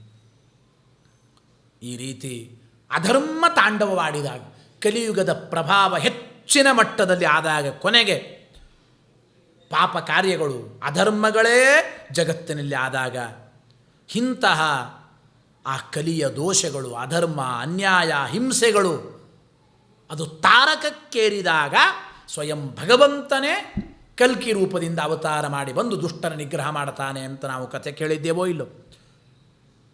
ಕಲ್ಕಿಯಾಗಿ ದೇವರ ಅವತಾರ ಮಾಡ್ತಾ ಇದ್ದಾನೆ. ಕಲ್ಕಿಯ ರೂಪ ಏನದು? ಶಂಬಲ ಅಂತ ಒಂದು ಊರು ಹೇಳ್ತಾ ಇದ್ದಾರೆ. ಶಂಬಲ ಗ್ರಾಮ ಮುಖ್ಯಸ್ಯ ಬ್ರಾಹ್ಮಣಸ್ಯ ಮಹಾತ್ಮನಃ ಭವನೇ ವಿಷ್ಣು ಯಶಸಃ ಕಲ್ಕಿ ಪ್ರಾದುರ್ಭವಿಷ್ಯತಿ. ಶಂಬಲ ಎಂಬ ಊರಿನಲ್ಲಿ ವಿಷ್ಣು ಯಶಸ್ ಮತ್ತು ಸುಮತಿ ಅಂತ ಹೆಂಡತಿ, ಈ ದಂಪತಿಗಳಲ್ಲಿ ಕಲ್ಕಿ ರೂಪದಿಂದ ಪರಮಾತ್ಮ ಅವತಾರ ಮಾಡ್ತಾ ಇದ್ದಾನಲ್ಲಿ ನೋಡಿ. ಅವತಾರ ಮಾಡಿ ಏನು ಮಾಡ್ತಾನೆ ದೇವರು? ದೇವದತ್ತ ಎಂಬ ಶ್ರೇಷ್ಠವಾದ ಒಂದು ಕುದುರೆಯನ್ನು ಹತ್ತಿ, ದೇವದತ್ತ ಎಂಬ ಮಹಾವೇಗಶಾಲಿ, ಅಷ್ಟು ಫಾಸ್ಟ್ ಓಡೋ ಕುದುರೆನೇ ಇಲ್ಲ ಅಂತ ಕಲ್ಕಿ ರೂಪದಿಂದ ದೇವರು ಹತ್ತಿದ ಕುದುರೆಯ ಹೆಸರು ದೇವದತ್ತ. ಅರ್ಜುನನ ಶಂಖಕ್ಕೆ ದೇವದತ್ತ ಅಂತ ಏನು ಕರೀತಾರೆ, ಹಾಗೆ ದೇವದತ್ತ ಎಂಬ ಆ ಮಹಾವೇಗಶಾಲಿಯಾದ ಕುದುರೆಯನ್ನು ದೇವರು ಏರಿ ಒಂದೇ ದಿನದಲ್ಲಿ ಎಲ್ಲ ಭೂಮಂಡಲವನ್ನು ಸಂಚಾರ ಮಾಡ್ತಾ ದೇವರು ತನ್ನ ಖಡ್ಗದಿಂದ ಆ ದುಷ್ಟ ಕ್ಷತ್ರಿಯರ ನಾಶ ಮಾಡ್ತಾ ಇದ್ದಾನೆ. ದೇವರು ದುಷ್ಟ ಜನರನ್ನೆಲ್ಲ ನಾಶ ಮಾಡ್ತಾ ಇದ್ದ. ಅಪ್ರತಿಮವಾಗಿರತಕ್ಕಂಥ ಸದೃಶವಾದ ಅನಂತ ಕೋಟಿ ಸೂರ್ಯಪ್ರಕಾಶನಾದ ಕಲ್ಕಿ ರೂಪಿ ಪರಮಾತ್ಮ ಕುದುರೆಯನ್ನು ಹತ್ತಿ ಭೂಮಿಯನ್ನೆಲ್ಲ ಸಂಚಾರ ಮಾಡ್ತಾ ಕಳ್ಳರು, ದರೋಡೆಕೋರರು, ದುಷ್ಟರು, ಪಾಪಿಷ್ಟರು, ಧರ್ಮಲಂಡರು ಇವರನ್ನೆಲ್ಲ ಪರಮಾತ್ಮ ಸಂಹಾರ ಮಾಡ್ತಾ ಇದ್ದಾನೆ ಎಂಬ ವಿಚಾರವನ್ನು ತಿಳಿಸಿಕೊಡ್ತಾ ಇದ್ದಾರೆ. ಕಲ್ಕಿಯ ಅವತಾರವಾಗುತ್ತಾ ಇದೆ ಅಂತ ನೋಡಿ. ಕಲಿಯುಗದಲ್ಲಿ ಹರಿನಾಮಸ್ಮರಣೆ ಮಾಡಿದರೆ ಸಕಲ ಪಾಪಗಳ ಪರಿಹಾರವಾಗುತ್ತದೆ. ದೇವರ ನಾಮಸ್ಮರಣೆಗೆ ಏನು ಮಹತ್ವ ಹೇಳಿದ್ದಾರೆ ಗರುಡ ಪುರಾಣದಲ್ಲಿ ನಾವು ಕೇಳುತ್ತೇವೆ. ಭಗವಂತನ ಕೃಷ್ಣ ನಾರಾಯಣ ಗೋವಿಂದ ದೇವರ ಒಂದು ಸ್ಮರಣೆ ಎಷ್ಟು ಪಾಪ ಪರಿಹಾರ ಮಾಡುವ ಸಾಮರ್ಥ್ಯವುಳ್ಳದ್ದೋ ಅಷ್ಟು ಪಾಪವನ್ನು ಯಾವ ವ್ಯಕ್ತಿಯಿಂದಲೂ ಮಾಡಲಿಕ್ಕಾಗೋದಿಲ್ಲ ಎಂಬ ಮಾತನ್ನು ಹೇಳ್ತಾನೆ ಗರುಡ ಪುರಾಣದಲ್ಲಿ. ಬೇಕಾದಷ್ಟು ಅಧರ್ಮ ಕಾರ್ಯಗಳನ್ನು ಮನುಷ್ಯ ಮಾಡ್ತಾನೆ, ಪಾಪ ಕಾರ್ಯಗಳನ್ನು ಮಾಡ್ತಾನೆ, ಬರೇ ಹೊಟ್ಟೆ ತುಂಬೋದಕ್ಕಾಗೇ ಅಲ್ಲಿ ಅಂದರೆ ಮನುಷ್ಯ ಜೀವನ ಕಳೆಯುತ್ತಾನೆ. ತೂಗುಗತ್ತೆಯಂತೆ ಇರತಕ್ಕಂಥ ಮೃತ್ಯು ಎಂಬ ಕಾಲ ಸರ್ಪ ಹತ್ತಿರ ಇದೆ ಅಂತ ತಿಳಿಯೋದಿಲ್ಲ, ಮಾಡಬಾರದ ಪಾಪಗಳನ್ನು ಮಾಡ್ತಾ ಇದ್ದಾನೆ. ಕಲಿದೋಷ ನಿಮಿತ್ತಕವಾಗಿ, ಕಲಿಪ್ರಭಾವ ನಿಮಿತ್ತಕವಾಗಿ ಈ ರೀತಿ ಮಾಡಬಾರದ ಪಾಪಗಳನ್ನು ಮಾಡ್ತಾ ಇದ್ದಾನೆ. ಹಾಗಾದರೆ ಈ ಕಲಿದೋಷಗಳನ್ನು ಪರಿಹಾರ ಮಾಡುವ ಉಪಾಯ ಏನು? ಪರೀಕ್ಷಿತ ರಾಜರು ಕೇಳ್ತಾರೆ, ಕೇನೋಪಾಯೇನ ಭಗವನ್ ಕರೇರ್ದೋಷಾನ್ ಕಲೌ ಜನಾ ವಿದುಮಿಶ್ಯುಪಚಿತಾಂ ತನ್ಮೇ ಬ್ರೂಹಿ ಯಥಾ ಮುನೇ. ಪರೀಕ್ಷಿತ ರಾಜರು ಕೇಳ್ತಾ ಇದ್ದಾರೆ, ಶುಕಾಚಾರ್ಯ ಸ್ವಾಮಿ, ಈ ಕಲಿದೋಷವನ್ನು ಹೇಗೆ ಪರಿಹಾರ ಮಾಡಿಕೊಳ್ಳಬೇಕು? ಸುಳ್ಳು ಹೇಳತಕ್ಕಂಥದ್ದೇ ಜನರ ಸ್ವಭಾವ ಆಗಿದೆ ಇಲ್ಲ ಸ್ವಾಮಿ. ಕಲಿಯುಗದ ಪ್ರಭಾವ ಮುಂದೆ ಹೇಳ್ತಾ ಇದ್ದಾರೆ. ಅಲ್ಪ ಭಾಗ್ಯದಿಂದ ದೌರ್ಭಾಗ್ಯವುಳ್ಳವರಾಗಿ ಒದ್ದಾಡ್ತಾ ಇದ್ದಾರೆ. ಹಸುವೆ ಬಾಯಾರಿಕೆಯಿಂದಲೇ ಬಳಲಿ ಬೆಂಡಾಗ್ತಾ ಇದ್ದಾರೆ ಜನರೆಲ್ಲ. ಸ್ತ್ರೀಯರೆಲ್ಲ ಪ್ರಾಯಶಃ ಕಲಿಯುಗದ ಪ್ರಭಾವ ವ್ಯಭಿಚಾರಿಗಳಾಗ್ತಾ ಇದ್ದಾರೆ. ಕಲಿಯುಗದ ಜನರು ಕಳ್ಳತನ, ಸುಳ್ಳುತನ, ದರೋಡೆತನ, ಕೇವಲ ಪ್ರಜೆಗಳ ದುಡ್ಡು ಕಿತ್ತಿಕೊಳ್ಳೋದರಲ್ಲಿ, ಪ್ರಾಣ ಹೀರೋದರಲ್ಲೇನೆ ರಾಜರಿಗೆ. ಬ್ರಾಹ್ಮಣ ಅಂದರೆ ಕೇವಲ ಹೊಟ್ಟೆಗಾಗಿ ಮಾತ್ರ ಬ್ರಾಹ್ಮಣ ಇದ್ದಾನೆ. ಒಂದು ಹೊತ್ತು ಊಟ ಹೋದರೆ ಸಾಕು ಅಂತಾನೆ ಹೊರಗಡೆ. ಒಂದು ಮಾತಿದೆ, ಬ್ರಾಹ್ಮಣೋ ಭೋಜನ ಪ್ರಿಯ ಅಂತ. ಹೊರಗಿನ ಜನನು ಹಾಗೆ ತಿಳಿದದ್ದುಂಟು. ಬ್ರಾಹ್ಮಣರು ಅಂದರೆ ಊಟಕ್ಕೆ ಫೇಮಸ್, ಅವರು ಊಟಕ್ಕೆ ಸೀಮಿತ. ಆ ನಿಜವಾದ ಅರ್ಥ ಏನು ಗೊತ್ತಾ? ಬ್ರಾಹ್ಮಣೋ ಭೋಜನ ಪ್ರಿಯ ಎಂಬುದಕ್ಕೆ ಭೋ ಬ್ರಾಹ್ಮಣ ಜನಪ್ರಿಯ, ಬ್ರಾಹ್ಮಣ ಜನಪ್ರಿಯ ಅಂತ ಅರ್ಥ. ಭೋ ಜನಪ್ರಿಯ, ಅದು ಭೋಜನ ಊಟಕ್ಕೆ ಮಾತ್ರ ಸೀಮಿತ ಅಲ್ಲ, ಎಲ್ಲ ವರ್ಗದ ಭಕ್ತರಿಗೆ ಮಾರ್ಗದರ್ಶನ ಮಾಡತಕ್ಕಂಥ ಶ್ರೇಷ್ಠವಾದ ಒಂದು ವರ್ಗ ಬ್ರಾಹ್ಮಣೋ ಮುಖಮಾಸೀತ್, ಅದು ಬ್ರಾಹ್ಮಣರು. ಆದರೆ ಕಲಿಯುಗದ ಪ್ರಭಾವ ಕೇವಲ ಹೊಟ್ಟೆ ಹೊರೆಯೋದರಲ್ಲೇನೆ ಬ್ರಾಹ್ಮಣರು ಮುಳುಗುತ್ತಾ ಇದ್ದಾರೆ. ಬ್ರಹ್ಮಚಾರಿಗಳು ವ್ರತಹೀನರಾಗಿ ಅಶುಚಿಗಳಾಗಿ ಒದ್ದಾಡ್ತಾ ಇದ್ದಾರೆ. ಎಲ್ಲ ಗೃಹಸ್ಥರು ಸನ್ಯಾಸಿಗಳಂತೆ ವೇಷಧಾರಣೆ ಮಾಡ್ತಾರೆ. ಸನ್ಯಾಸಿಗಳು ಕೂಡ ಕೇವಲ ದುಡ್ಡು ಕಾಸು ಸಂಗ್ರಹದಲ್ಲೇ ಕಾಲ ಕಳೆಯುತ್ತಾರೆ. ಕಲಿಯುಗದ ಪ್ರಭಾವ ಹೀಗೆಲ್ಲ ಇದೆ ನೋಡಿ. ಯಾವ ಸ್ತ್ರೀಯರೂ ಕೂಡ ಕುಲ, ಶೀಲ, ಮಾನ, ಆಚಾರ, ವಿಚಾರ ಎಲ್ಲದರಿಂದ ಹೀನವಾಗಿ ಕಟುವಾಗಿರತಕ್ಕಂಥ ಮಾತುಗಳನ್ನು ಆಡ್ತಾರೆ. ಬ್ರಹ್ಮಚಾರಿಗಳ ಬಗ್ಗೆ, ಗೃಹಸ್ಥರ ಬಗ್ಗೆ, ಸ್ತ್ರೀಯರ ಬಗ್ಗೆ, ಸನ್ಯಾಸಿಗಳ ಬಗ್ಗೆ ಪ್ರತಿಯೊಬ್ಬರೂ ಕೂಡ ಕಲಿಪ್ರಾಬಲ್ಯದಿಂದ ಯಾವ ರೀತಿ ಧರ್ಮಾಚರಣೆಯನ್ನು ಬಿಟ್ಟು ಹಾಳಾಗಿ ಹೋಗುತ್ತಾ ಇದ್ದಾರೆಂಬ ವಿಚಾರವನ್ನು ತಿಳಿಸಿಕೊಡ್ತಾ ಇದ್ದಾರೆ. ಔರತ ವಟವೋ ಅಶೌಚಾ ಭಿಕ್ಷವಶ್ಚ ಕುಟುಂಬಿನಃ ರಾಜನ್ಯಶ್ಚ ಪ್ರಜಾಭಕ್ಷಾ ಶಿಷ್ಣೋದರ ಪರಾದ್ವಿಜಾ. ನೋಡಿ ಹೇಗಿರ್ತಾರೆ. ಕಲಿಯುಗದ ದುಷ್ಟ ಪ್ರಭಾವ ಆಗಿಬಿಟ್ರೆ ಪತಿಂ ತ್ಯಕ್ಷಂತಿ ನಿರ್ದವ್ಯಂ ಭೃತ್ಯ ಅಪ್ಯಖಿಲೋತ್ತಮಂ ಭೃತ್ಯಂ ವಿಪನ್ನಂ ಪತಯಃ ಕೌಲಂ ಗಾಶ್ಚಾಪಯಸ್ವಿನೀ. ಎಷ್ಟು ಚೆನ್ನಾಗಿ ಹೇಳ್ತಾ ಇದ್ದಾರೆ. ಸುಖವಾಗಲಿ ಬಹು ದುಃಖವಾಗಲಿ ಸಖನೀನಾಗಿರು ಪಾಂಡುರಂಗ ಅಂತ ದೇವರಿಗೆ ನಾವು ಸ್ಮರಣೆ ಮಾಡ್ತೇವೋ ಇಲ್ಲ. ಅದೇ ರೀತಿ ಒಂದು ಹೆಣ್ಣು ಮದುವೆಯಾಗುವ ಗಂಡನ ಜೊತೆಗೆ ಧರ್ಮೇಚ ಅರ್ಥೇಚ ನಾತಿ ಚರಾಮಿ ನಾತಿ ಚರಿತವ್ಯ ಅಂತ ಹೇಳಬೇಕು ಮಾವನಾದವರು. ಆದರೆ ನೋಡಿ ಕಲಿಯುಗದ ಪ್ರಭಾವ ಹೇಗಿರುತ್ತದೆ. ಒಂದು ಹೆಣ್ಣು ಗಂಡನ ಕಷ್ಟವನ್ನು ಯೋಚನೆ ಮಾಡದೇನೆ ದುಡ್ಡು ಕಾಸು ಅಧಿಕಾರ ಚೆನ್ನಾಗಿ ಇದ್ದಾಗ ಯೌವನ ಇದ್ದಾಗ ಗಂಡನ ಜೊತೆಗೆ ನಗುನಗುತ್ತಾ ಆರಾಮಾಗಿ ಮಜಾ ಮಾಡ್ತಾ ಇರ್ತಾಳೆ. ಆದರೆ ಗಂಡನಿಗೆ ಕಷ್ಟ ಬಂದುಬಿಟ್ರೆ ಮುಗಿದೋಯ್ತು. ಗಂಡನ ಕಷ್ಟವನ್ನೂ ಲೆಕ್ಕಿಸದೇನೆ ಗಂಡನ ದುಃಖಗಳ ಬಗ್ಗೆ ಯೋಚನೆ ಮಾಡಿದೆ. ಗಂಡನಿಗೆ ರೋಗ ರುಜಿನಗಳು ಬಂದರೆ ಬಹಳ ಕಷ್ಟವದಿಗೆ ಬಂದಾಗ ಅವನನ್ನು ಬಿಟ್ಬಿಡ್ತಾಳೆ, ಡೈವೋರ್ಸ್ ಕೊಟ್ಟುಬಿಡ್ತಾಳೆ. ಇದು ಕಲಿಯುಗದ ಪ್ರಭಾವ. ಪತಿರೇವ ಗುರುಸ್ತ್ರೀಣಾಂ, ಎಲ್ಲ ಧರ್ಮಗಳು ನಾಶವಾಗಿ ಹೋಯಿತು. ಆ ರೀತಿ ಆಗುತ್ತದೆ ಅಂತ ತಿಳಿಸ್ಕೊಡ್ತಾ ಇದ್ದ. ಕಲಿಯುಗದಲ್ಲಿ ಪುರುಷರೂ ಕೂಡ ಯಾವ ಅಕ್ಕ ತಂಗಿ ಅಣ್ಣ ತಮ್ಮ ತಂದೆ ತಾಯಿಗಳು ಇಷ್ಟ ಮಿತ್ರರು ಬಂಧು ಬಾಂಧವರು ಯಾರನ್ನು ಲೆಕ್ಕಿಸಿದೇನೆ ಕೇವಲ ಸ್ತ್ರೀ ವಶರಾಗಿ ಸ್ತ್ರೀ ಕಾಮುಕರಾಗಿ ಮೇಲ್ನೋಟದವರ ಸೌಂದರ್ಯಕ್ಕೆ ಮೋಹಿತರಾಗಿ ಯಾರ ಮಾತು ಕೇಳೋದಿಲ್ಲ. ನಾನು ಹೇಳಿದ್ದೇ ಸರಿ, ಏನು ಉನ್ಮತ್ತನ, ಏನು ಸೊಕ್ಕಮನಿಗೆ ಆ ಗರ್ವ. ನೋಡ್ತಾ ಇದ್ದೇವೆ ಪ್ರತ್ಯಕ್ಷವಾಗಿ. ಈಗಲೇ ನಾನು ಹೇಳಿದೆ ಮೊದಲೇನೆ, ಕಲಿಯುಗ ಈಗ ತಾನೇ ಆರಂಭವಾಗಿ 5,000 ಕೆಲವು ಚಿಲ್ಲರೆ ವರ್ಷಗಳಾಯಿತು ಅಷ್ಟೇ. ಆದರೂ ಕೂಡ ಎಷ್ಟು ಕಲಿಯುಗದ ಪ್ರಭಾವ ಈಗಲೇ ಆಗಿದೆ. ತಂದೆ ತಾಯಿಗಳನ್ನು ತಿರಸ್ಕಾರ ಮಾಡಿ, ಗುರು ಹಿರಿಯರನ್ನು ತಿರಸ್ಕಾರ ಮಾಡಿ, ತನ್ನ ಮನಸ್ಸಿಗೆ ಬಂದಂತೆ ಎಷ್ಟೆಷ್ಟೋ ಅಂತರ್ಜಾತೀಯ ವಿವಾಹಗಳು, ಸಗೋತ್ರ ವಿವಾಹಗಳು ನಡೆಯುತ್ತಾ ಇದೆ. ಇದೆಲ್ಲ ಕಲಿಯುಗದ ಘೋರ ಪ್ರಭಾವವೇ ಅಂತ ನಾವು ತಿಳಿಯಬೇಕು. ಅವತ್ತೇ ಹೇಳಿದ್ದಾರೆ ಭಾಗವತ 12 ಸ್ಕಂದದಲ್ಲಿ ಅಂತ ನಾವು ಚಿಂತನೆ ಮಾಡಬೇಕು ನೋಡಿ.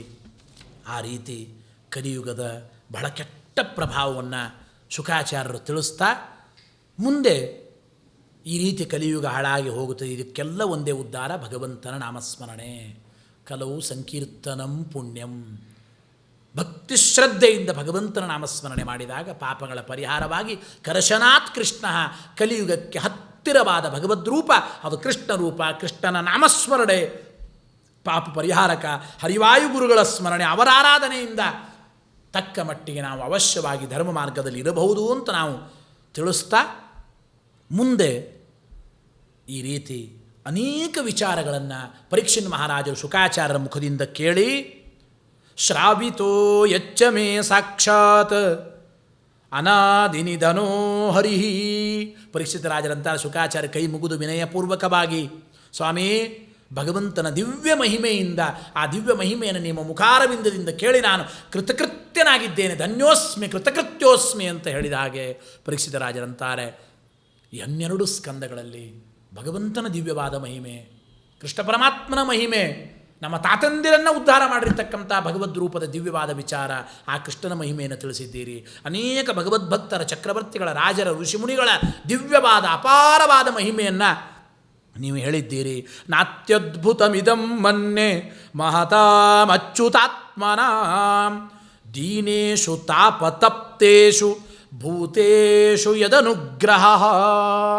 ಪರೀಕ್ಷಿತ ರಾಜರಂತ ನೋಡಿ, ಇವತ್ತು ನಾನು ಇಷ್ಟು ಭಗವದ್ಭಕ್ತರ ಭಗವಂತನ ಮಹಿಮೆ ಕೇಳಿದ್ದೇನೆ ಅಂತಂದರೆ, ನನ್ನಂಥವರಿಗೆ ಈ ಭಗವಂತನ ಮಹಿಮಾ ಕೇಳೋದಾಗಿದೆ, ಸಾಧ್ಯವಾಗಿದೆ ಅಂದರೆ ನಿಮ್ಮ ಅನುಗ್ರಹದಿಂದ ಆಗಿದೆ. ದೊಡ್ಡವರ ಅನುಗ್ರಹ ಇದ್ದರೆ ಭಗವನ್ ಮಹಿಮಾ ಕಿವಿಗೆ ಬೀಳುತ್ತದೆ, ಇಲ್ಲ ಆದರೆ ಇಲ್ಲ. ಸ್ವಾಮಿಗಳ ಪೂರ್ಣಾನುಗ್ರಹದಿಂದ ಇವತ್ತು 12 ಸ್ಕಂದಗಳ ಭಾಗವತ ಕೇಳುವ ಒಂದು ಸೌಭಾಗ್ಯ ಬಂದಿದೆ ಅಂತ ನಾವು ಭಕ್ತಿ ಶ್ರದ್ಧೆಯಿಂದ ಸ್ವಾಮಿಗಳನ್ನು ನಮಸ್ಕಾರ ಮಾಡ್ತಾ, ಭೂ ಇಷ್ಟಾಂತೆ ನಮ್ಮ ಉಕ್ತಿಂ ವಿಧೇಮ ಅಂತ ಹೇಳಬೇಕು. ಆದ್ದರಿಂದ ಸವಿಸ್ತಾರವಾಗಿ ಆ ಶ್ರೀಮದ್ ಭಾಗವತ ಪ್ರವಚನವನ್ನು ನೀವು ಹೇಳಿದ್ದೀರಿ. ಗೋದೋಹನ ಮಾತ್ರ ಒಬ್ಬರ ಮನೆ ಮುಂದೆ ನಿಲ್ತಕ್ಕಂಥ ಮಹಾನುಭಾವರು, ಮನೋಭಿಮಾನಿಗಳು, ರುದ್ರಾವತಾರಿಗಳು, ಶುಕಾಚಾರ್ಯ ಮಹಾನುಭಾವರು ನನಗಾಗಿ 7 ದಿನಗಳ ಕಾಲ ಇಲ್ಲಿ ಗಂಗಾ ತೀರದಲ್ಲಿದ್ದು ಭಾಗವತ ಉಪದೇಶ ಮಾಡಿ, ಇದಕ್ಕಿಂತ ಪುಣ್ಯ ಇನ್ನೇನು ಬೇಕು. ಭಗವಂತಕ್ಷಕಾದಿಭ್ಯ ಮೃತ್ಯುಭ್ಯೋ ನ ಬಿಬೇಮ್ಯಹಂ ಅವನಂತಾನೆ. ಈ ದಿವ್ಯವಾದ ಭಗವಂತನ ಮಹಿಮಾ ನೀವು ಹೇಳಿದ್ದೀರಿ ಸ್ವಾಮಿ, ಆ ಭಗವಂತನ ಅಪಾರವಾದ ಅತ್ಯದ್ಭುತವಾದ ಮಹಿಮಾಮೃತವನ್ನು ಪಾನ ಮಾಡಿದ್ದೇನಲ್ಲ, ಕಥಾಮೃತವನ್ನು. ಇನ್ನು ಮೇಲೆ ನಾನು ಯಾವ ತಕ್ಷಕ ಬಂದರೂ ಹೆದರಲ್ಲ. ಕಚ್ಚಲಿ ಬಂದು ತಕ್ಷಕ ಅಂದರು, ನಾನು ಸಾವಿಗೆ ಹೆದರೋದಿಲ್ಲ. ಇನ್ನೇನು ಅಂತ ದಾಸರಂತಾರೆ. ನಮಗೇನು ಭಯ ಇನ್ನು, ಎಲ್ಲಿ ಭಯಗಳು ಹರಿಯ ಭಕುತರಿಗೆ ಉಂಟು. ದಾಸರು ಹೇಳಿದ ಹಾಗೆ ಮೃತ್ಯುಭ್ಯೋ ನ ಬಿಭೇಮ್ಯಹಂ, ಯಾವ ತಕ್ಷಕನಿಗೂ ನಾನು ಹೆದರೋದಿಲ್ಲ, ಸಾಯೋದಕ್ಕೂ ನಾನು ಹೆದರೋದಿಲ್ಲ. ಅವಶ್ಯವಾಗಿ ತಕ್ಷಕ ನನ್ನನ್ನು ಕಚ್ಚಲಿ. ನೋಡಿ ಯಾರಿಗಿರುತ್ತದೆ ಈ ಧೈರ್ಯ, ಯೋಚನೆ ಮಾಡಿ ನೀವು. ಡೇಟ್ ಆಫ್ ಬರ್ತ್ ಗೊತ್ತು ನಮಗೆ, ಬರ್ತ್ಡೇ ಮಾಡಿಕೊಳ್ತೇವೆ ವೈಭವದಿಂದ. ಡೇಟ್ ಆಫ್ ಡೆತ್ ಗೊತ್ತಾಗಿಬಿಟ್ರೆ ಮನುಷ್ಯ ಬದುಕಲಿಕ್ಕೆ ಸಾಧ್ಯ ಇಲ್ಲ. ಅದು ದೇವರ ಅನುಗ್ರಹ ಅಂತ ತಿಳಿಯಬೇಕು. ಮುಂದೆ ಜುಲೈ 30ನೇ ತಾರೀಕು ಆಚಾರ್ಯ ನೀವು ಕೃಷ್ಣಾರ್ಪಣ ಅಂದುಬಿಟ್ರೆ ಒಂದು ದಿನ ನಿದ್ದೆ ಹತ್ತಲ್ಲ, ಊಟ ಹೋಗಲ್ಲ, ಮನುಷ್ಯ ಬದುಕಲಿಕ್ಕೆ ಸಾಧ್ಯನಾ? ಡೆತ್ ಆಫ್ ಡೇಟ್ ಗೊತ್ತಿಲ್ಲ ನಮಗೆ, ಆರಾಮಾಗಿದ್ದೇವೆ. ಆದರೆ 7 ದಿವಸದಲ್ಲಿ ತಕ್ಷಕ ಕಚ್ಚಿ ಸಾಯಲಿ, ಶಾಪ ಆಗಿದೆ, ಗೊತ್ತಿದೆ, ಅರಿವಿದೆ ಪರೀಕ್ಷಿತನಿಗೆ. ಇನ್ನೇನು ಇವತ್ತೋ ನಾಳೆ ಬಂದು ತಕ್ಷಕ ಕಚ್ಚುತ್ತಾನೆ ಅಂತ ಅರಿವಿದೆ.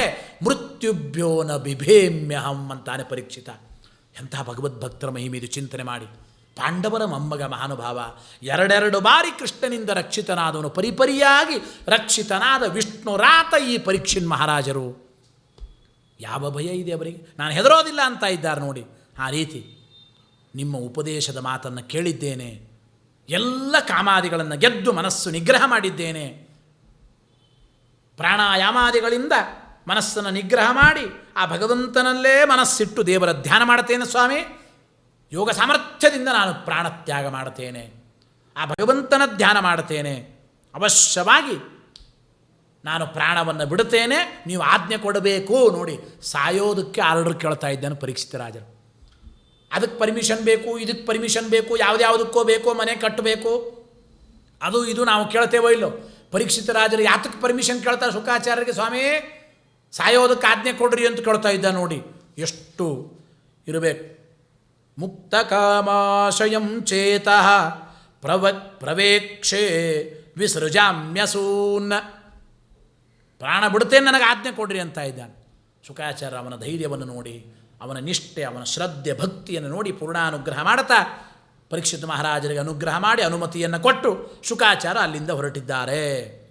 ಗಂಗಾ ತೀರದಿಂದ ಶುಕಾಚಾರ್ಯ ಮತ್ತೆ ಹೊರಟಿದ್ದಾರೆ. ಈ ಕಡೆ ನೋಡಿ ತಕ್ಷಕ ಬರ್ತಾ ಇದ್ದ. ಇವತ್ತು ಪರೀಕ್ಷಿತನನ್ನು ಕಚ್ಚಿ ಕೃಷ್ಣಾರ್ಪಣ ಮಾಡಬೇಕು.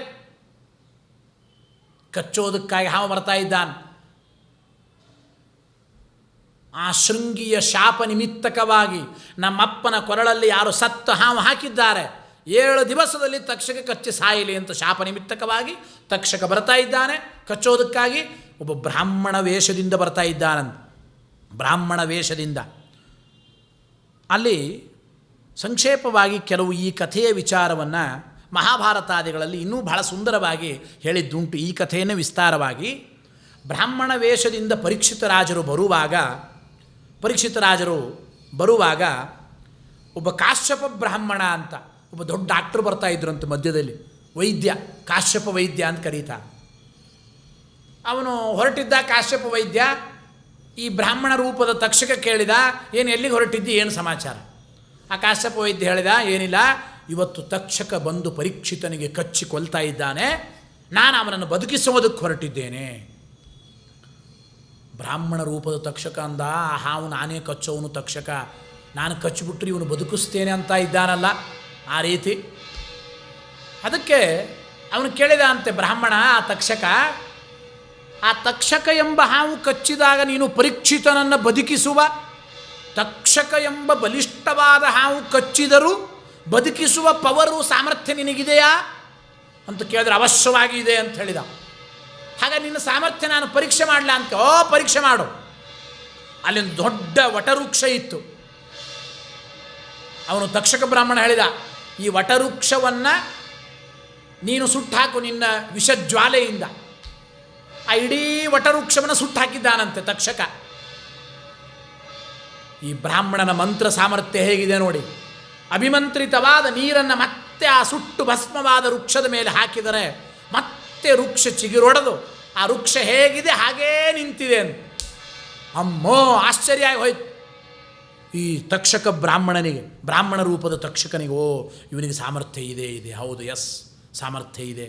ಏನು ಋಷಿ ಮುನಿಗಳ ಮಂತ್ರ ಸಾಮರ್ಥ್ಯ. ಗಂಡಿಗೂ ಗರ್ಭಧಾರಣೆ ಆಗುವಂತೆ ಮಾಡ್ತಾರೆ. ಋಷೀನಾಂ ಪುನರಾದ್ಯಾನಾಂ ವಾಚಮರ್ಥೋನು ಧಾವತಿ. ಹೆಣ್ಣು ಗಂಡಾಗುವ ಸಾಮರ್ಥ್ಯ ಉಂಟು ಋಷಿ ಮುನಿಗಳ ಮಂತ್ರ ಸಾಮರ್ಥ್ಯಕ್ಕೆ. ಶಿಖಂಡಿನಿ ಇದ್ದದ್ದು ಶಿಖಂಡಿ ಆಯಿತು ರುದ್ರದೇವರ ಶಾಪದಿಂದ, ಆ ರುದ್ರದೇವರ ವರದಿಂದ ಇವರಿಗೆ ತಿಳಿಸಿಕೊಡ್ತೇವೆ. ಹೀಗೆ ಆ ಕಾಶ್ಯಪ ವೈದ್ಯನಿಗೆ ಆ ಸಾಮರ್ಥ್ಯ. ಇದನ್ನು ಕಂಡು ಆಶ್ಚರ್ಯ ಆಯಿತು ಆ ತಕ್ಷಕನಿಗೆ, ಬ್ರಾಹ್ಮಣ ರೂಪದ ತಕ್ಷಕನಿಗೆ. ಹಾಗಾದರೆ ಆಮೇಲೆ ಅವನಂದ, ಆ ಬ್ರಾಹ್ಮಣ ರೂಪ ತಕ್ಷಕ, ನೀನು ಪರೀಕ್ಷಿತನಿಗೆ ಬದುಕಿಸಿದ್ರೆ ನಿನಗೇನು ಸಿಗುತ್ತದೆ ಅಂತ ಕೇಳಿ. ಏನಿಲ್ಲಪ್ಪ, ರಾಜ ಅವನು ಚಕ್ರವರ್ತಿ, ಬೇಕಾದಷ್ಟು ಹಣ ಕೊಡ್ತಾನೆ. ಇವನಂದ ತಕ್ಷಕ, ಆ ರಾಜ ಏನು ಹಣ ಕೊಡ್ತಾನೆ ಅದರ ಡಬಲ್ ಹಣ ನಾನು ಕೊಡ್ತೇನೆ, ನೀನು ಬದುಕಿಸ್ಬೇಡಿ, ನೀನು ಹೋಗು, ವಾಪಸ್ ಹೋಗು ಅಂದ್ಬಿಟ್ಟ ಈ ಬ್ರಾಹ್ಮಣ ರೂಪದ ತಕ್ಷಕ. ಸರಿ ಅಂತ ಹೇಳಿ ಅವನಿಂದ ಮುತ್ತು ರತ್ನ ವಜ್ರ ವೈಡೂರ್ಯ ಹಣವನ್ನು ಸ್ವೀಕಾರ ಮಾಡಿ ಆ ಕಾಶ್ಯಪ ವೈದ್ಯ ಹಾಗೆ ಹೋಗಿದ್ದಾನೆ. ಅನಂತರ ಈ ಬ್ರಾಹ್ಮಣ ರೂಪದ ತಕ್ಷಕ ಹೇಳಿದ, ಆ ರಾಜನ ಅರಮನೆಗೆ, ಪರೀಕ್ಷಿತ ರಾಜರ ಅರಮನೆಗೆ ಸಾಕಷ್ಟು ನೀವು ಅಂದರೆ ಹಣ್ಣುಗಳನ್ನು ತೆಗೆದುಕೊಂಡು ಹೋಗಿರಿ ಅಂತ ತನ್ನ ಹಾವುಗಳಿಗೆ ಸೇವಕರಿಗೆಲ್ಲ ಹೇಳಿದ. ಆ ಎಲ್ಲ ಹಾವುಗಳು ಅನೇಕ ಹಣ್ಣುಗಳನ್ನು ತೆಗೆದುಕೊಂಡು ಹೋದರು. ಪರೀಕ್ಷಿನ್ ಮಹಾರಾಜರು ಯಾವ ಹಣ್ಣನ್ನು ತೆಗೆದುಕೊಂಡು ತಿನ್ನಬೇಕೋ ಆ ಹಣ್ಣಲ್ಲೇನೆ ಈ ತಕ್ಷಕ ಒಂದು ಪುಟ್ಟ ಕ್ರಿಮಿಯ ರೂಪದಲ್ಲಿ ಪ್ರವೇಶ ಮಾಡಿದ್ದಾನಂತೆ. ಯಾವ ಹಣ್ಣನ್ನು ಪರೀಕ್ಷಿತ ರಾಜರು ತಿನ್ನಬೇಕೋ ಆ ಹಣ್ಣನ್ನೇ ಪ್ರವೇಶ ಮಾಡಿ, ಒಂದು ಕ್ರಿಮಿಯ ರೂಪದಲ್ಲಿ ಪ್ರವೇಶ ಮಾಡಿ, ಇವನು ಹಣ್ಣು ತಿನ್ನಬೇಕು, ಪರೀಕ್ಷಿತನನ್ನು ಕಚ್ಚಿದ್ದಾನೆ. ನೋಡಿ, ಪರೀಕ್ಷಿತನಿಗೆ ಯಾವ ಭಯ ಇಲ್ಲ. ಯೋಗ ಸಾಮರ್ಥ್ಯದಿಂದ ದೇಹತ್ಯಾಗ ಮಾಡಿದ್ದಾನೆ. ಆ ಯೋಗ ಸಾಮರ್ಥ್ಯದ ಪ್ರಭಾವದಿಂದ ಪರೀಕ್ಷಿತ ರಾಜರ ದೇಹ ಆಗಲೇನೆ ಆ ಭಗವಂತನನ್ನು ಸೇರಿ ಬಿಟ್ಟಿದೆ. ಭೇಜೆ ಧ್ವಜೇನ್ ಭೇಜೆ ಖಗೇಂದ್ರ ಧ್ವಜ ಪಾದ ಮೂಲಂ, ದೇವರ ಪಾದಾರವಿಂದವನ್ನು ಸೇರಿದೆ ಯೋಗ ಸಾಮರ್ಥ್ಯದಿಂದ ಆಲ್ರೆಡಿ. ಆಮೇಲೆ ಕೇವಲ ಈ ನಿರ್ಜೀವವಾದ ಭೌತಿಕ ಶರೀರವನ್ನು ಮಾತ್ರ ಸುಡ್ತಾ ಇದೆ ಆ ತಕ್ಷಕ ಕಚ್ಚಿದ್ದರಿಂದ. ಈ ವಿಚಾರ ಎಲ್ಲ ಗೊತ್ತಾಯಿತು. ಇಷ್ಟು ಪರೀಕ್ಷಿತ ರಾಜರ ಅವತಾರ ಸಮಾಪ್ತಿಯಲ್ಲಾಗಿದೆ. ಎಲ್ಲವೂ ಭಗವದ್ ಇಚ್ಛಾನುಸಾರವಾಗಿ ನಡೆದಿದೆ. ಅನಂತರ ಈ ಪರೀಕ್ಷಿನ್ ಮಹಾರಾಜರ ಮಕ್ಕಳು ಜನಮೇಜಯರಾಜರು ಅಂತ ಮಹಾ ತಪಸ್ವಿಗಳು, ಶ್ರೇಷ್ಠ ಪರಮಧಾರ್ಮಿಕ ಭಗವದ್ಭಕ್ತರಾದ ಚಕ್ರವರ್ತಿ. ಅವನೂ ಕೂಡ ನಮ್ಮಪ್ಪನನ್ನು ಒಂದು ಹಾವು, ತಕ್ಷಕ ಎಂಬ ಹಾವು ಕಚ್ಚಿ ಕೊಂದಿದೆ. ಗೊತ್ತಾಯಿತು ಬ್ರಾಹ್ಮಣರ ಮುಖಾಂತರ, ಸಿಟ್ಟು ಬಂದು ಹೋಯ್ತು. ಆಮೇಲೆ ಈ ತಕ್ಷಕ ನಮ್ಮಪ್ಪನನ್ನು ಕೊಂದಿದ್ದಾನಲ್ಲ, ಹಾಗಾದರೆ ಆ ಇಡೀ ಹಾವಿನ ಕುಲವನ್ನೇ ನಾಶ ಮಾಡಬೇಕು ಅಂಥೇಳಿ ಹೊರಟಿದ್ದಾನಂತ. ಹಾವಿನ ಕುಲವನ್ನೇ ನಾಶ ಮಾಡಬೇಕು. ತಕ್ಷಕ ಹೋಗಿ ಅಡೀಕೊಂಡಿದ್ದಾನೆ. ದೊಡ್ಡ ಸರ್ಪಯಾಗವನ್ನು ಏರ್ಪಡಿಸಿದ್ದಾನೆ. ಜಗತ್ತಿನಲ್ಲಿರತಕ್ಕಂಥ ಯಾವುದೇ ಜಾತಿಯ ಹಾವುಗಳು ಕೂಡ ಈ ಅಗ್ನಿಕುಂಡದಲ್ಲಿ ಬಿದ್ದು ಸತ್ತು ಹೋಗಬೇಕು. ಎಲ್ಲ ಬ್ರಾಹ್ಮಣರ ಜೊತೆ ಸಮಾಲೋಚನೆ ಮಾಡಿ ಆ ಸರ್ಪಯಾಗವನ್ನು ಆರಂಭ ಮಾಡಿದ್ದಾರೆ. ಅನಂತರ ಎಷ್ಟು ವಿಚಿತ್ರ ಗೊತ್ತಿಲ್ಲ, ನಾವು ತಿಳಿಯಬೇಕು. ಏನು ಅಂದರೆ, ಇಲ್ಲಿ ಈ ಪಾಪ ತಕ್ಷಕನ ತಪ್ಪೇನಿದೆ ಅಂತ ಒಂದು ಪ್ರಶ್ನೆ. ತಕ್ಷಕನ ತಪ್ಪೇನಿದೆ? ಬ್ರಾಹ್ಮಣರ ಶಾಪ ಇದೆ ಪರೀಕ್ಷಿತನಿಗೆ, ಶೃಂಗಿಯ ಶಾಪ ಇದೆ. 7 ದಿವಸದಲ್ಲಿ ತಕ್ಷಕ ಕಚ್ಚಿ ಸಾಯಬೇಕು. ಆ ಬ್ರಾಹ್ಮಣರ ಶಾಪ ಇದ್ದಿದ್ದರಿಂದ ತಾನೇ ಇವನನ್ನು ಕೊಂದದ್ದು, ಕಚ್ಚೋದು. ಇವನಿಗೆ ಯಾವ ಸ್ವಾರ್ಥ ಇದೆ ತಕ್ಷಕನಿಗೆ? ಬ್ರಾಹ್ಮಣರ ಶಾಪ ಸತ್ಯ ಆಗಬೇಕು, ಅದು ಭಗವಂತನ ಸಂಕಲ್ಪ. ಅದಕ್ಕಾಗಿ ಕಚ್ತಾ ತಕ್ಷಕಂದು ಏನು ತಪ್ಪಿದೆ ಪಾಪ? ಅದಕ್ಕೆ ಕೆಲವರೆಲ್ಲ ವಿಮರ್ಶಕರು, ಜ್ಞಾನಿಗಳು, ವ್ಯಾಖ್ಯಾನಕಾರ ಉತ್ತರ ಕೊಟ್ಟದ್ದು ಉಂಟು. ನಿಜಾನೇ, ಕಚ್ಚೋದು ತಕ್ಷಕನ ತಪ್ಪಲ್ಲ, ಅಪರಾಧ ಅಲ್ಲ. ತಕ್ಷಕ ಮಾಡಿದ ಅಪರಾಧ ಏನು ಗೊತ್ತಾ? ಇವನು ಕಚ್ಚಬಹುದಾಗಿತ್ತು. ಬ್ರಾಹ್ಮಣರ ಶಾಪ ಇದೆ, ಇವನು ಕಚ್ಚಲಿ, ಇವನದೇನು ತಪ್ಪು ಇಲ್ಲ, ಯಾವ ಸ್ವಾರ್ಥ ಇಲ್ಲ. ಆದರೆ ಇವನು ಕಚ್ಚಿದ ಮೇಲೆ ಬದುಕಿಸೋದಕ್ಕಾಗಿ, ಪರೀಕ್ಷಿತನನ್ನು ಬದುಕಿಸೋದಕ್ಕಾಗಿ ಬರ್ತಾ ಇದ್ದಲ್ಲ ಆ ಕಾಶ್ಯಪ ವೈದ್ಯ, ಅವನಿಗೆ ದುಡ್ಡು ಕೊಟ್ಟು ಲಂಚ ಕೊಟ್ಟು ವಾಪಸ್ ಕೊಟ್ಟು ಕಳಿಸಿದಲ್ಲ, ಆ ಅಪರಾಧ ಅಂತ. ಶಾಪ ನಿಮಿತ್ತಕವಾಗಿ ನೀ ಕಚ್ಚೋದು ಕಚ್ಚಿಬಿಡ್ಬೇಕಾಗಿತ್ತು. ಶಾಪವೂ ಸತ್ಯವಾಗುತ್ತಾ ಇತ್ತು, ಅವನು ಬದುಕ್ತಾ ಇದ್ದ. ಆ ಬದುಕಿಸುವ ಡಾಕ್ಟರನ್ನು ನೀ ಯಾಕೆ ವಾಪಸ್ ಕಳಿಸಿದಿ? ಅದು ನಿನ್ನ ತಪ್ಪು, ತಕ್ಷಕನ ತಪ್ಪು ಅಂತ ಹೇಳ್ತಾ ಇದ್ದ. ಈ ರೀತಿ ಹೋಗಿ ಇದೆಲ್ಲ ಸರಿ. ಇನ್ನೊಂದು ಪ್ರಶ್ನೆ ಬರ್ತದೆ. ಆ ಕಾಡಿನಲ್ಲಿ ಅವತ್ತು ಇದ್ದದ್ದು ಬ್ರಾಹ್ಮಣ ರೂಪದ ತಕ್ಷಕ ಮತ್ತು ಆ ಕಾಶ್ಯಪ ವೈದ್ಯ ಇಬ್ಬರೇ. ಇಷ್ಟೆಲ್ಲ ವಿಚಾರ ಯಾರು ಹೇಳಿದರು ರಾಜನಿಗೆ ಅಂತ ಅಂದರೆ, ತಕ್ಷಕ ಬಂದು ನಿನ್ನನ್ನು ಕಚ್ಚುತ್ತಾ ಇದ್ದಾನೆ, ಇದು ಜನಮೇಜಯನಿಗೆ ಯಾರು ಹೇಳಿದರು ಅಂತ ಅಂದರೆ, ನಿಮ್ಮಪ್ಪನನ್ನು ಕೊಂದದ್ದು ಒಬ್ಬ ತಕ್ಷಕ. ಆದರೆ ಈ ತಕ್ಷಕ ಏನು ಮಾಡಿದೆ ಗೊತ್ತಾ? ನಿಮ್ಮಪ್ಪನನ್ನು ಬದುಕಿಸಲಿಕ್ಕೆ ಬರತಕ್ಕಂತಹ ಡಾಕ್ಟರನ್ನು ವಾಪಸ್ ಕಳಿಸಿಬಿಟ್ಟ, ಕಾಶ್ಯಪ ವೈದ್ಯನನ್ನು. ಇದೆಲ್ಲ ವಿಚಾರ ಯಾರು ಹೇಳಿದ್ದಾರೆ ಅಂದರೆ, ನೋಡಿ ಎಷ್ಟು ಸ್ವಾರಸ್ಯ ಇದೆ ಒಂದು ಘಟನೆಯಲ್ಲಿ. ಅಂದರೆ ಈ ಬ್ರಾಹ್ಮಣನ ಅಂದರೆ ಕಾಶ್ಯಪ ವೈದ್ಯನ ಪ್ರಶ್ನೆ ಮಾಡಿದ್ದರಲ್ಲ, ಏನು ಪ್ರಶ್ನೆ ಅಂತಂದರೆ,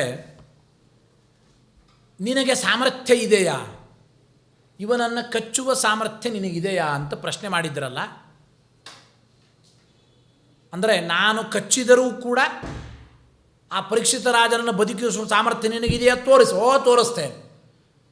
ಆ ದೊಡ್ಡ ವಟವೃಕ್ಷವನ್ನು ತಕ್ಷಕ ಕಚ್ಚಿದ ಮೇಲೆ ವಿಷಜ್ವಾಲೆಯಿಂದ ವಟವೃಕ್ಷ ಸುಟ್ಟು ಭಸ್ಮವಾದ ಮೇಲೆ, ಅನಂತರದಲ್ಲಿ ಸುಟ್ಟು ಭಸ್ಮವಾದ ಮೇಲೆ ಆಮೇಲೆ ಆ ಗಿಡದಲ್ಲಿ ಕಟ್ಟಿಗೆಯನ್ನು ಕಡಿಯುತ್ತಾ ಒಬ್ಬ ಬ್ರಾಹ್ಮಣ ಕೂತಿದ್ದ ಅಂತ.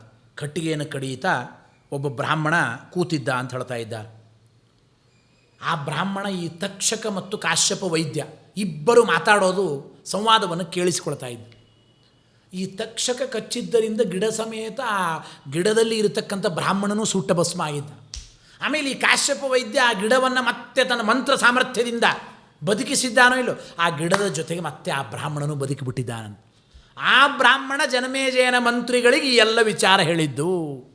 ತಕ್ಷಕ ಈ ರೀತಿ ಕಾಶ್ಯಪ ವೈದ್ಯ ಬಂದಾಗ ನಿಮ್ಮಪ್ಪನನ್ನು ಬದುಕಿಸುವಾಗಿದ್ದರೂ ಅವನನ್ನು ವಾಪಸ್ ಕಳಿಸಿದ್ದಾನೆ ತಿರುಗಿ, ಎಲ್ಲ ವಿಚಾರ ಹೇಳಿದ್ದು ಜನಮೇಜಯನಿಗೆ ಗೊತ್ತಾಗಿ ಜನಮೇಜಯ ಅಲ್ಲಿ ಸರ್ಪಯಾಗವನ್ನು ಮಾಡಿದ್ದಾನೆ ಅಂತ ಕಥೆಗೆ. ಎಲ್ಲವೂ ಸರಿ. ಕಚ್ಚಿದ್ದು ಒಂದು ಸರ್ಪ ತಕ್ಷಕ. ಎಲ್ಲ ಸರ್ಪವನ್ನು ಯಾಕೆ ಕೊಲ್ಲಬೇಕು ಅಂದರೆ ನೋಡಿ, ರಾಜನಾದ ಪರೀಕ್ಷಿತ ರಾಜ ಸತ್ತರೆ ಬಂಧು ಬಾಂಧವರೆಲ್ಲ ಪಾಪ ಮೃತರಾದಂತೇನೆ ಆ ರೀತಿ. ಆದರೆ ತಕ್ಷಕ ಕಚ್ಚರೆ ತಕ್ಷಕ ಮಾತ್ರ ಸತ್ತರೆ ಆ ದುಷ್ಟ ಜಾತಿಯ ವಿಷವನ್ನು ಕಕ್ಕುವ ಎಲ್ಲ ಹಾವುಗಳು ಸತ್ತಂತಲ್ಲ. ಜೊತೆಗೆ ತಕ್ಷಕ ಇವನೇನು ಇಡೀ ಭೂಮಂಡಲಕ್ಕೆ ಅಧಿಪತಿನೂ ಅಲ್ಲ. ಆದ್ದರಿಂದ ಅವರನ್ನು ಪ್ರತ್ಯೇಕವಾಗಿ ದಹನ ಮಾಡಿದ್ದಾರೆ ಅಂತ ಒಂದು. ಈ ಎಲ್ಲ ವಿಚಾರವನ್ನು ತಿಳಿಸ್ತಾ ತಕ್ಷಕ ಇಂದ್ರದೇವರಿಗೆ ಶರಣು ಹೋಗಿ, ನನ್ನನ್ನು ಕೊಲ್ತಾ ಇದ್ದಾರೆ ಜನಮೇಜಯವರು, ಅವರ ಅಪ್ಪನನ್ನು ನಾನು ಕಚ್ಚಿದ್ದಕ್ಕೆ ರಕ್ಷಣೆ ಮಾಡು ಅಂತ ಪಾಹಿಮಾಮ್ ಅಂತ ಇಂದ್ರದೇವರನ್ನು ಕುರಿತು ಶರಣಾಗತನಾದಾಗ ಇಂದ್ರದೇವರ ಸಿಂಹಾಸನದ ಕಾಲಿಗೆ ಸುತ್ತಿಕೊಂಡಿದ್ದಾನಂತೆ. ಅಲ್ಲಿ ಆ ತಕ್ಷಕ ಗೊತ್ತಾಯಿತು ಋಷಿಮುನಿಗಳಿಗೆ, ಇಂದ್ರದೇವರಿಗೆ ಶರಣು ಹೋಗಿದ್ದಾನೆ, ಇಂದ್ರದೇವರ ರಕ್ಷಣೆಯಲ್ಲಿದ್ದಾನೆ ತಕ್ಷಕ. ಎಲ್ಲ ಹಾವುಗಳು ಬಂದು ಬೀಳುತ್ತಾಯಿವೆ ಯಜ್ಞಕುಂಡದಲ್ಲಿ. ತಕ್ಷಕ ಎಂಬ ಹಾವೇ ಬಂದಿಲ್ಲ, ಅಪ್ಪನಿಗೆ ಕಚ್ಚಿದ್ದು ಮುಖ್ಯ ಹಾವು. ಎಲ್ಲಿದ್ದಾನೆ ತಕ್ಷಕ, ಕರೀರಿ, ಇಂದ್ರದೇವರಿಗೆ ಶರಣು ಹೋಗಿದ್ದಾನೆ ಸ್ವಾಮಿ. ಓ, ಇಂದ್ರದೇವರ ರಕ್ಷಣೆ ಮಾಡ್ತಾ ಇದ್ದಾರಾ? ಹಾಗಾದರೆ ಇಂದ್ರದೇವರ ಸಮೇತವಾಗಿ ತಕ್ಷಕ ಬಂದು ಬೀಳಲಿ ಅಂತ ಹೇಳ್ತಾ ಇದ್ದಾನೆ. ಸೇಂದ್ರಾಯ ತಕ್ಷಕ ಯಸ್ವಾಹ. ಏನು ಋಷಿಮುನಿಗಳ ಮಂತ್ರ ಸಾಮರ್ಥ್ಯ ಯೋಚನೆ ಮಾಡಿ ಆಶ್ಚರ್ಯವಾಗುತ್ತದೆ, ಮೈರೋಮಾಂಚನವಾಗುತ್ತದೆ. ಇಂದ್ರನ ಸಿಂಹಾಸನ ಸಮೇತ ಆ ತಕ್ಷಕ ಬಂದು ಬೀಳಲಿ ಅಂದರೆ ಇಡೀ ಸಿಂಹಾಸನವೇ ನಡಗುತ್ತಾ ಇದೆ, ಅಳ್ಳಾಡ್ತಾ ಇದೆ. ಆಕಾಶ ಮಾರ್ಗದಲ್ಲಿ ತಕ್ಷಕನೂ ಕೂಡ ಬಂದು ಬೀಳುವ ಸಂದರ್ಭ. ಯಾರು ರಕ್ಷಣೆ ಮಾಡಬೇಕು ತಕ್ಷಕನನ್ನು? ಎಲ್ಲ ಪರಿಸ್ಥಿತಿ ನೋಡಿ ಭಗವಂತನ ಇಚ್ಛೆಯನ್ನು ಮನಗಂಡು ಭಗವತ್ ಸಂಕಲ್ಪಕ್ಕೆ ವಿರುದ್ಧವಾಗಿ ನಾವು ಯಾರು ಹೋಗಬಾರದೆಂಬ ವಿಚಾರದಿಂದ ಬೃಹಸ್ಪತ್ಯಾಚಾರ್ಯರು ಗುರುಗಳು ಮತ್ತೆ ಜನಮೇಜಯ ರಾಜನಿಗೆ ಸಮಾಧಾನ ಮಾಡ್ತಾ ಸಂಬೋಧನೆ ಮಾಡಿ, ತಕ್ಷಕನನ್ನು ಸಂಹಾರ ಮಾಡಬೇಡ, ಉಚಿತವಾದದ್ದಲ್ಲ. ಈ ತಕ್ಷಕ ಅಂದರೆ ಅಮೃತವನ್ನು ಕುಡಿದು ಅಮರನಾಗಿದ್ದಾನೆ, ಆದ್ದರಿಂದ ಅವನನ್ನು ಸಾಯಿಸಬಾರದು. ಇದು ಭಗವದಿಚ್ಛೆಗೆ ವಿರುದ್ಧವಾದದ್ದು, ಭಗವಂತನಿಗೆ ಪ್ರೀತಿಕರವೂ ಅಲ್ಲ. ನಿನ್ನ ಸರ್ಪ ಯಾಗವನ್ನು ನಿಲ್ಲಿಸು ಅಂತ ಬೃಹಸ್ಪತಿಗಳು ಹೇಳಿ ಆ ಗುರುಗಳ ಮಾತನ್ನು ಶಿರಸಾವಹಿಸಿ ಅನಂತರದಲ್ಲಿ ಆ ಸರ್ಪ ಯಾಗವನ್ನು ನಿಲ್ಲಿಸಿ ಬೃಹಸ್ಪತ್ಯಾಚಾರ್ಯರಿಗೆ ವಿಶೇಷವಾಗಿ ಗೌರವವನ್ನು ಕೊಟ್ಟು ಸಮರ್ಪಣೆ ಮಾಡಿದ್ದಾನೆಂಬ ಕಥೆಯನ್ನು ನಾವು ಅಲ್ಲಿ ಕೇಳ್ತೇವೆ. ವಿಶೇಷವಾಗಿ ಹೀಗೆ ಅದ್ಭುತವಾಗಿರತಕ್ಕಂತಹ ಅನೇಕ ಚರಿತ್ರೆಗಳನ್ನು ನಮಗೆ ಅಲ್ಲಿ ತಿಳಿಸಿಕೊಡ್ತಾರೆ. ಯಾಜ್ಞವಲ್ಕ್ಯರ ವೃತ್ತಾಂತವನ್ನು ಈ 12ನೇ ಸ್ಕಂದದಲ್ಲಿ ತಿಳಿಸಿಕೊಡ್ತಾರೆ. ಇನ್ನೊಂದು ವಿಚಾರ ಒಂದನ್ನು ಹೇಳಿ ಇವತ್ತಿನ ಪ್ರವಚನ ಮುಗಿಸಿಬಿಡೋಣ. ಮಾರ್ಕಾಂಡೇಯರ ದಿವ್ಯವಾದ ಚರಿತ್ರೆ ಬರುತ್ತದೆ ನೋಡಿ. ಶೌನಕರಿಗೆಲ್ಲ ಸೂತ ಪುರಾಣಿಕರು ಈ ದಿವ್ಯವಾದ ಭಾಗವತವನ್ನು ಹೇಳ್ತಾ ಇದ್ದರು. ಆಗ ಭಾಗವತವನ್ನು ಉಪದೇಶ ಮಾಡಿರತಕ್ಕಂತಹ ಸೂತ ಪುರಾಣಿಕರಿಗೆ ಶೌನಕರೆಲ್ಲ ವಿಶೇಷವಾಗಿ ನೀವು ಚಿರಂಜೀವಿಗಳಾಗರಿ ಅಂತ ಹರಿಸ್ತಾ ಇದ್ದಾರೆ. ಸೂತ ಜೀವ ಚಿರಂ ಸಾಧೋ ವದನೋ ವದತಾಂಬರ ತಮಸ್ಯ ಪಾರೇ ಭ್ರಮತಾಂ ನೃಣಾಂ ತ್ವಂ ಪಾರದರ್ಶನ. ಸೂತ ಜೀವ ಚಿರಂ ಸಾಧೋ, ಸೂತರೇ ಆ ಭಗವಂತನ ದಿವ್ಯವಾದ ಮಹಿಮೆಯನ್ನು ನೀವು ನಮಗೆ ಉಪದೇಶ ಮಾಡಿದ್ದೀರಲ್ಲ, ನೀವು ಚಿರಂಜೀವಿಗಳಾಗರಿ ಅಂದ ಕ್ಷಣಕ್ಕೇನೆ ಚಿರಂಜೀವಿಗಳಾದ ಮಾರ್ಕಾಂಡೇಯರ ಚರಿತ್ರೆ ನೆನಪಿಗೆ ಬಂತಂತ. ಆ ಮಾರ್ಕಾಂಡೇಯರ ಚರಿತ್ರೆ ಹೇಳಬೇಕು. ರುದ್ರದೇವರಿಂದ ದಿವ್ಯವಾಗಿರ್ತಕ್ಕಂಥ ಆಯುಷ್ಯವನ್ನು ಪಡೆದ ಮಹಾನುಭಾವರು ಮಾರ್ಕಾಂಡೇಯರ ಚರಿತ್ರೆ ಹೇಳು. ಯಾರು ಮಾರ್ಕಾಂಡೇಯರು? ಸಂಕ್ಷೇಪವಾಗಿ ತಿಳಿಯೋಣ. ಮೃಕಂಡುವಿನ ಮಕ್ಕಳೇ ಮಾರ್ಕಾಂಡೇಯರು. ಮೃಕಂಡೋಹ ಅಪತ್ಯಂ ಪುಮಾನ್ ಮಾರ್ಕಾಂಡೇಯ. ಮೃಕಂಡು ಮಹರ್ಷಿಗಳ ಮಕ್ಕಳೇ ಮಾರ್ಕಾಂಡೇಯರು. ನೋಡಿ, ಮಾರ್ಕಾಂಡೇಯರ ಎಂಥ ಅದ್ಭುತವಾದ ಸಾಧನೆ. 5-6 ವರ್ಷದಲ್ಲೇನೆ, ಪುಟ್ಟ ವಯಸ್ಸಿನಲ್ಲೇನೆ ತಂದೆ ತಾಯಿಗಳು ಉಪನಯನವನ್ನು ಮಾಡ್ತಾರೆ. ಉಪನಯನ ಸಂಸ್ಕಾರವನ್ನು ಪಡೆದ ದಿನದಿಂದ ಗುರುಕುಲವನ್ನು ಸೇರಿ ವಿಶೇಷವಾಗಿ ವೇದಾಧ್ಯಯನ, ಪಾಠ, ಪ್ರವಚನ, ಆ ಗುರುಗಳ ಸ್ಮರಣೆಯಲ್ಲಿ ಮಾರ್ಕಾಂಡೇಯರಿದ್ದಾರೆ. ಎಂಥ ಅದ್ಭುತವಾದ ಪುಟ್ಟ ವಯಸ್ಸಿನಲ್ಲೇನೆ ತಪಸ್ಸಾಧನೆಯನ್ನು ಮಾರ್ಕಾಂಡೇಯ ಒಂದು ಮಾತು ಹೇಳ್ತಾರೆ. 1000 ವರ್ಷಗಳ ಕಾಲ ತಪಸ್ಸಾಧನೆ ಮಾಡಿದ್ದಾರೆ ಮಾರ್ಕಾಂಡೇಯರು. ಆ ಪುಟ್ಟ ವಯಸ್ಸು 1000 ವರ್ಷಗಳ ಕಾಲ ದಿವ್ಯವಾದ ಭಗವಂತನ ಪ್ರೀತಿಯನ್ನು ಸಂಪಾದನೆ ಮಾಡ್ತಾ ಇದ್ದಾರಲ್ಲಿ. ಒಂದಲ್ಲ ಎರಡಲ್ಲ ನೋಡಿ 7 ಮನ್ವಂತರಗಳ ಕಾಲ ಇಂದ್ರದೇವರಿಗೂ ಪರಮಾನಂದವಾಗಿದೆ ಅಂತೆ. ಜೊತೆಗೆ ಸಾಮಾನ್ಯವಾಗಿ ಪುರಾಣಗಳಲ್ಲಿ ಒಂದು ನಿಯಮ, ಯಾರೇ ತಪಸ್ಸು ಮಾಡಿದರೂ ಮೊದಲು ಪ್ರಾಬ್ಲಮ್ ಆಗೋದು ಇಂದ್ರನಿಗೆ. ತಪೋಭಂಗ ಮಾಡೋದಕ್ಕೆ ಪ್ರಯತ್ನ ಮಾಡಿದವರು ಇಂದ್ರದೇವರೇನೆ. ಅನೇಕ ಜನ ತಪಸ್ಸು ಮಾಡುವಾಗ ದೇವತೆಗಳಾಗಲಿ, ಋಷಿಮುನಿಗಳಾಗಲಿ, ರಾಕ್ಷಸರಾಗಲಿ ಯಾರು ತಪಸ್ಸು ಮಾಡಿದರೂ ಇಂದ್ರನಿಗೆ ಗಾಬರಿ, ನನ್ನ ಸೀಟ್ ಹೋಗಿಬಿಡ್ತದೆ ಅಂತ. ಅದಕ್ಕೆ ಮಾರ್ಕಾಂಡೇಯರ ತಪಸ್ಸಿಗೆ ಭಂಗ ಒಡ್ಡಬೇಕು ಅಂತ ಅನೇಕ ಪುಂಜಕಸ್ಥಲಿ ಅಂತ ಕರೀತಾರಲ್ಲಿ ಅನೇಕ ಅಪ್ಸರಾಸ್ತ್ರೀಯರನ್ನು ಕೊಟ್ಟು ಕಳಿಸ್ತಾರೆ. ಅವರ ದೇಹದ ಹಾವಭಾವಗಳಿಂದ, ನೃತ್ಯ ಗೀತ ವಾದ್ಯಗಳಿಂದ ಬೇಕಾದಷ್ಟು ತಪಸ್ಸನ್ನು ಭಂಗ ಮಾಡಬೇಕು ಅಂತ ಪ್ರಯತ್ನ ಮಾಡಿದರೂ ಕೂಡ ಆ ನಿಶ್ಚಲವಾಗಿರತಕ್ಕಂತಹ ಮನಸ್ಸಿನಿಂದ ದಿವ್ಯವಾಗಿರತಕ್ಕಂಥ ತಪಸ್ಸನ್ನು ಮಾಡಿದ ಮಹಾನುಭಾವರು ಆ ಪುಟ್ಟ ವಯಸ್ಸಿನಲ್ಲಿ ಮಾರ್ಕಾಂಡೇಯರು ಅಂತ ಕೇಳ್ತಾ ಇದ್ದೇವೆ. ಇಷ್ಟೆಲ್ಲ ತಪಸ್ಸು ಮಾಡಿದ ಮೇಲೆ ಭಗವಂತ ಪ್ರತ್ಯಕ್ಷನಾಗಿ ನಿನಗೇನು ಬೇಕು ದೇವರು ಪ್ರೀತನಾಗಿ ಕೇಳ್ತಾ ಇದ್ದಾರೆ ಮಾರ್ಕಾಂಡೇಯರಿಗೆ. ಇವರು ಹೇಳ್ತಾ ಇದ್ದಾರೆ, ವಯಂತೆ ಪರಿತುಷ್ಟಾ ಸ್ಮಃ ತ್ವದ್ಬ್ರಹ್ಮೌರತಚರ್ಯಯ ಪರಂ ಪ್ರತೀಚ್ಛ ಭದ್ರಂತೆ ವರದೇಶಾದಭೀಪ್ಸಿತಂ. ನಿನಗೆ ಬೇಕಾದ ವರವನ್ನು ಕೇಳಿಕೋ ಅಂತ ದೇವರು ಹೇಳಿದ್ದಾನಂತಲ್ಲಿ. ಯದ್ಭವಾನ್ ಸಮದೃಶ್ಯತ, ದೇವರು ಪ್ರತ್ಯಕ್ಷನಾಗಿ ಹೇಳಿದರೆ ಅದಕ್ಕೆ ಮಾರ್ಕಾಂಡೇಯರು ಒಂದು ಮಾತು ಹೇಳ್ತಾರಂತ, ಸ್ವಾಮಿ ಋಷಿ ಮುನಿಗಳು 10,000 ವರ್ಷಗಳ ಕಾಲ ಗಾಳಿಯನ್ನು ಕುಡಿಯುತ್ತಾ, ಗೆಡ್ಡೆಗೆಣಸುಗಳನ್ನು ತಿಂತ, ಕೆಲವರು ನೀರನ್ನು ಕುಡಿತಾ, ಅಭಕ್ಷ ವಾಯುಭಕ್ಷ ಅಂತಾರೆ, ಎಷ್ಟು ಇಡೀ ಜೀವನ ನಿನ್ನ ದರ್ಶನಕ್ಕಾಗಿ ಕಾಯ್ತಾರೆ. ನಿನ್ನ ದರ್ಶನ ಆಗೋದು ಕಷ್ಟ ಅಂತ, ನಿನ್ನ ದರ್ಶನ, ನಿನ್ನ ದಿವ್ಯವಾದ ಪ್ರತ್ಯಕ್ಷ ನನಗಾಗಿದೆ, ಇದಕ್ಕಿಂತ ಇನ್ನೇನು ಬೇಕು, ಇನ್ನೇನು ಬೇಡ ಅಂಥೇಳಿದ ನಿನ್ನ ಅನುಗ್ರಹ ಸಾಕು, ಯಾವುದು ಬೇಕಾದದ್ದಿಲ್ಲ. ನಿಸ್ಪೃಹ ಭಗವದ್ಭಕ್ತರು ಮಹಾನುಭಾವರು ಮಾರ್ಕಾಂಡೇಯರು. ದೇವರು ಆದರೂ ಕೂಡ ನಿನಗೇನು ಬೇಕು ಕೇಳು ಅಂತ ಆಗ್ರಹಪಡಿಸಿದಾಗ ಮಾರ್ಕಾಂಡೇಯರಂತ, ಏನಿಲ್ಲ ಸ್ವಾಮಿ, ಒಂದೇ ಒಂದು ಆಸೆ, ಏನೋ ಹುಡುಗ ಬುದ್ಧಿ ಅಂತಾರಲ್ಲ ಆ ರೀತಿ ಪುಟ್ಟ ಆಸೆ. ನಿನ್ನ ಅನೇಕ ಅವತಾರ ಲೀಲೆಗಳನ್ನೆಲ್ಲ ನಾನು ಕೇಳಿದ್ದೇನೆ.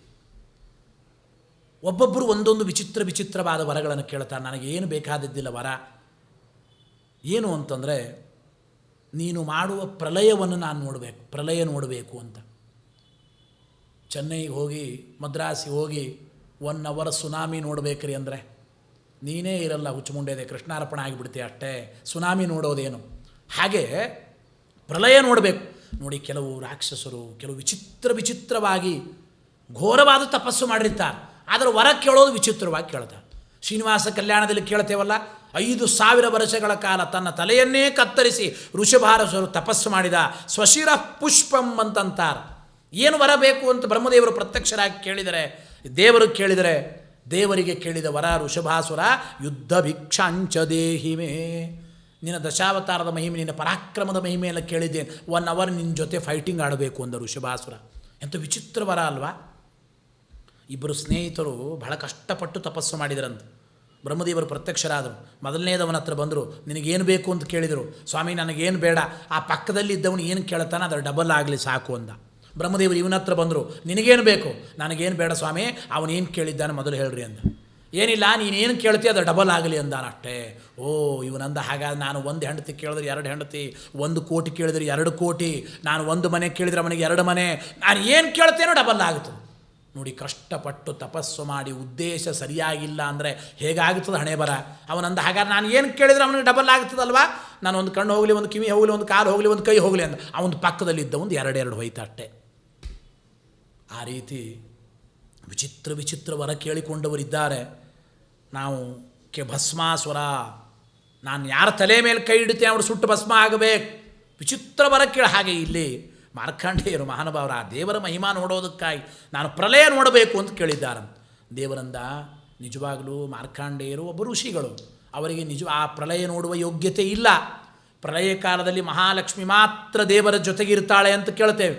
ಸಕಲ ಬ್ರಹ್ಮಾದಿ ಜೀವರು, ಇಡೀ ಬ್ರಹ್ಮಾಂಡವೇ ದೇವರ ಉದರದಲ್ಲಿ ಇರುತ್ತದೆ. ಇನ್ನು ಮಾರ್ಕಾಂಡೇಯರು ಪ್ರಳಯ ನೋಡೋದೇನು ಕಷ್ಟವೇ. ಆದರೂ ವರ ಕೇಳಿದ್ದಿ, ನಿನಗೆ ಅನುಗ್ರಹ ಮಾಡ್ತೇನೆ, ನಿನ್ನ ಯೋಗ್ಯತೆಗೆ ತಕ್ಕಂತೆ ಒಂದು ಕೃತ್ರಿಮವಾದ ಪ್ರಳಯವನ್ನು ಸೃಷ್ಟಿ ಮಾಡಿ ತೋರಿಸ್ತೇನೆ.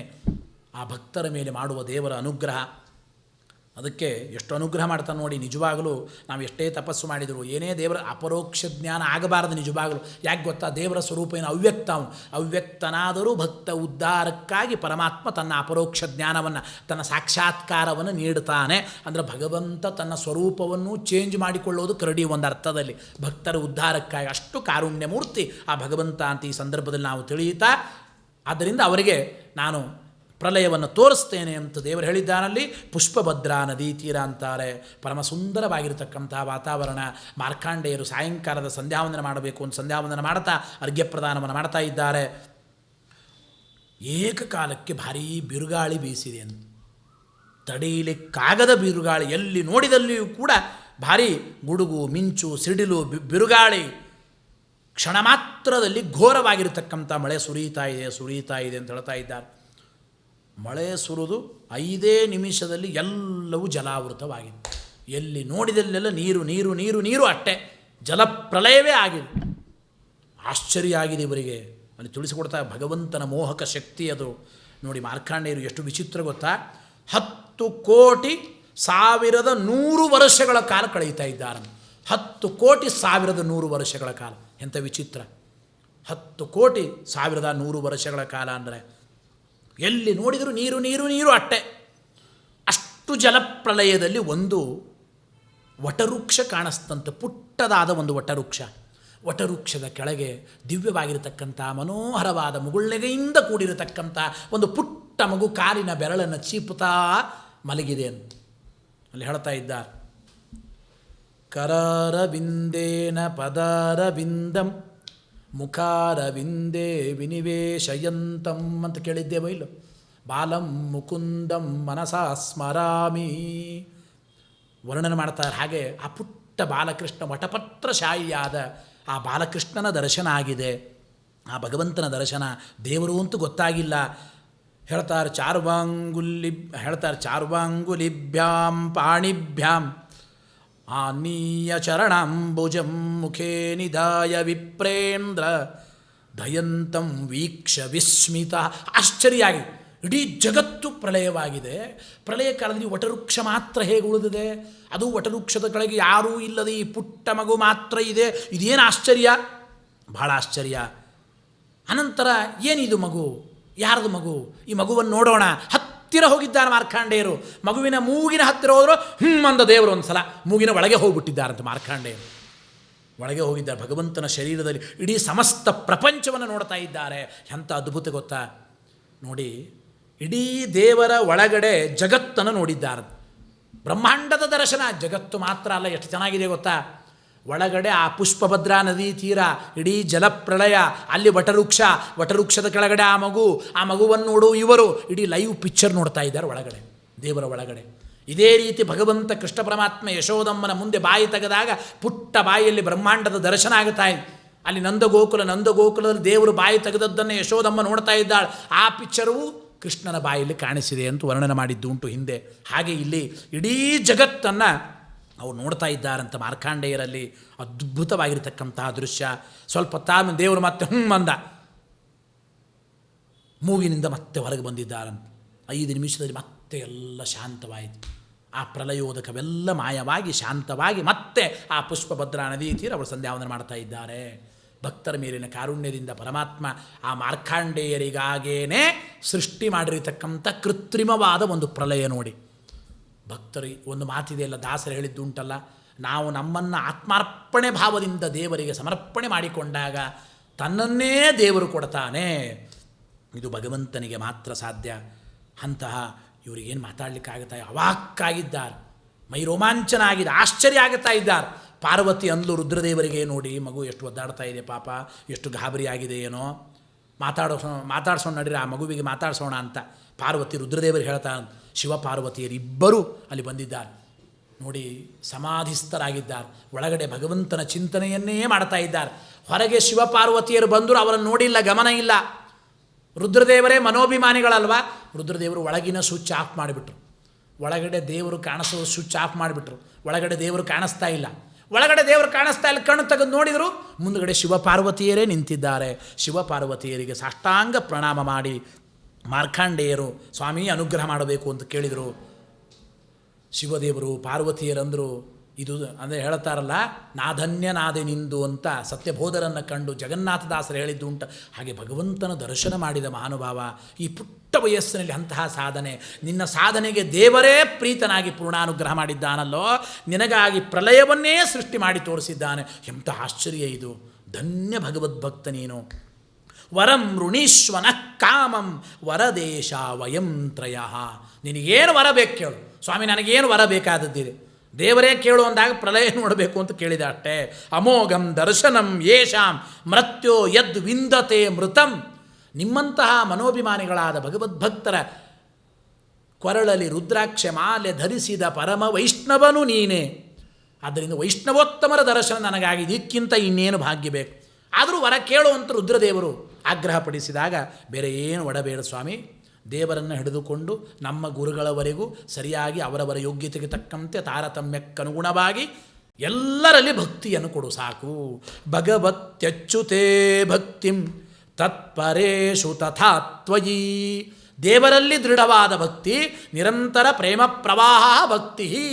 ಅಂತಹ ಭಕ್ತಿ ಮತ್ತು ಆ ಭಗವದ್ಭಕ್ತರಾದ ನಿಮ್ಮಂತಹ ಮಹಾನುಭಾವರಲ್ಲಿ ದೃಢವಾದ ಭಕ್ತಿ ಬೇಕು ಅಂತ ಮಾರ್ಕಾಂಡೇಯರು ಭಕ್ತಿಯಿಂದ ಪ್ರಾರ್ಥನೆ ಮಾಡಿದಾಗ ಇವರ ಪ್ರಾಮಾಣಿಕತೆಯನ್ನು, ಇವರ ದಿವ್ಯವಾದ ಸಾಧನೆ, ತಪಸ್ಸನ್ನು, ಈ ತೇಜಸ್ಸನ್ನು, ಈ ಭಗವದ್ಭಕ್ತಿಯನ್ನು ನೋಡಿ ಒಂದು ಕಲ್ಪದವರೆಗೂ ರುದ್ರದೇವರ ಆಯುಷ್ಯವನ್ನು ಕೊಟ್ಟು ದಿವ್ಯವಾಗಿರತಕ್ಕಂಥ ಬ್ರಹ್ಮವರ್ಚಸ್ಸು, ಆ ಬ್ರಹ್ಮಜ್ಞಾನವೇ ನಿನಗೆ ಬರ್ತಾ ಇದೆ ಅಂತ ಪೂರ್ಣಾನುಗ್ರಹ ಮಾಡಿದ್ದಾರೆ ಮಾರ್ಕಾಂಡೇಯರಿಗೆ ರುದ್ರದೇವರು ಅಂತ ತಿಳಿಸಿಕೊಡ್ತಾ ಇದ್ದಾರೆ. ಮಾರ್ಕಾಂಡೇಯರ ಚರಿತ್ರೆಯನ್ನು ಸ್ಮರಣೆ ಮಾಡಿದರೆ ಸಾಕು. ನಾವು ಭೀಮರಥಿ ಶಾಂತಿ, ಉಗ್ರರಥ ಶಾಂತಿ, ಅನೇಕ ಭೀಮರಥಿ, ಉಗ್ರರಥ ಅಂದರೆಲ್ಲ ದೇವರ ಹೆಸರುಗಳೇ ಅದು. ಆದ್ದರಿಂದ ಬದುಕೋದು ಮುಖ್ಯವಲ್ಲ, ಸಾರ್ಥಕ ಬದುಕು ಮುಖ್ಯ. ದೊಡ್ಡ ಆಲದ ಮರ ಅಂತಿದೆ, ಅದು ಸುಮಾರು 300 ವರ್ಷ ಹೆಚ್ಚು ಕಾಲ ಇದೆ. ಗಿಡ ಮರಗಳೂ ಬದುಕ್ತವೆ, ಪಶುಪಕ್ಷ ಪ್ರಾಣಿಗಳೂ ಬದುಕುತ್ತವೆ ಸಾವಿರಾರು ವರ್ಷಗಳ ಕಾಲ. ಮಾರ್ಕಾಂಡೇಯರಂತಹ ದಿವ್ಯವಾದ ಸಾಧನೆಯನ್ನು ಮಾಡಬೇಕು ಅಂತ ಅಭಿಪ್ರಾಯ. ಆ ರೀತಿ ಮಾರ್ಕಾಂಡೇಯ ಮಹಾಭಾಗ ಅಲ್ಲಿ ಹೇಳುವಾಗ ಸಪ್ತ ಕಲ್ಪಾಂತ ಜೀವನ ಅಂತ ಹೇಳ್ತಾರೆ. ಆಯುಷ್ಯವನ್ನು ನಮಗೆ ಕೊಡಬೇಕು ಅಂತ ಪ್ರಾರ್ಥನೆ ಮಾಡಿದ್ದುಂಟು ಮಾರ್ಕಾಂಡೇಯರ. ಅಂಥ ಮಾರ್ಕಾಂಡೇಯರ ಚರಿತ್ರೆಯನ್ನು ಕೇಳ್ತಾ ಈ ಭಾಗವತವನ್ನು ಮಂಗಳ ಮಾಡೋಣ. ಬೆಳಗಿನಿಂದ ಈ ಸುಮಾರು 12 ಜನ ವಿದ್ವಾಂಸರಿಂದ ನೀವು ಭಾಗವತವನ್ನು ಶ್ರವಣ ಮಾಡಿದ್ದೀರಿ. ಭಾಗವತ ಇದು ಜಯಪ್ರದವಾದ ಗ್ರಂಥ ಅಂತ ಹೇಳಿದ್ದುಂಟು. ಶುರುವಾಗೋದು ಜನ್ಮಾದ್ಯಸ್ಯತಃ ಜಕಾರದಿಂದ, ಭಾಗವತದ ಕೊನೆಯ ಶ್ಲೋಕ ಮುಗಿಯೋದು ನಮಸ್ಸನಾತನಾಯ ಯಕಾರದಿಂದ ಮುಕ್ತಾಯವಾಗುತ್ತದೆ. ಜಯಪ್ರದವಾದದ್ದು ಗಾಯತ್ರಿ ಭಾಷ್ಯರೂಪೋಸೌ ವೇದಾರ್ಥ ಪರಿವಿರ್ಮಿತ ಪುರಾಣಾನಾಂ ಸಾರರೂಪ ಸಾಕ್ಷಾತ್ ಭಗವದೋದಿತ ಎಂಬ ಮಾತು ಹೇಳಿದ್ದುಂಟು. ಆ ಗುರುಗಳನ್ನು ಒಂದೇ ದಿನ ಒಂದೇ ಕಡೆ ನಮ್ಮ ಮನೆಯಲ್ಲೇನೆ ಇಡೀ ಭಾರತದಾದ್ಯಂತ ಇವತ್ತು ಕುಳಿತುಕೊಂಡು ಸಮಸ್ತ ಭಾಗವತವನ್ನು ಬೆಳಗಿನಿಂದ 12 ಸ್ಕಂದದ ಭಾಗವತವನ್ನು ಕೇಳುವ ಸೌಭಾಗ್ಯವನ್ನು ಒದಗಿಸಿಕೊಟ್ಟ ಮಹಾನುಭಾವರು ನಮ್ಮೆಲ್ಲರ ಸ್ವರೂಪೋದ್ಧಾರಕ ಗುರುಗಳಾದ ಮಹಾಸ್ವಾಮಿಗಳವರನ್ನು ಶ್ರದ್ಧಾಭಕ್ತಿಯಿಂದ ಇನ್ನೊಮ್ಮೆ ಸ್ಮರಣೆ ಮಾಡುತ್ತಾ ಈ 2 ವಾಕ್ಕುಸುಮಗಳನ್ನು ಹರಿವಾಯು ಗುರುಗಳ ಪಾದಾರವಿಂದದಲ್ಲಿ ಸಮರ್ಪಣೆ ಮಾಡೋಣ. ಹರಯೇ ನಮಃ. ಶ್ರೀಕೃಷ್ಣಾರ್ಪಣಮಸ್ತು. ಅನೇನ ಭಾವಿ ಯತ್ಪುಣ್ಯಂ ತದಾಪ್ನೋತು ಗುರುರ್ಮಮ.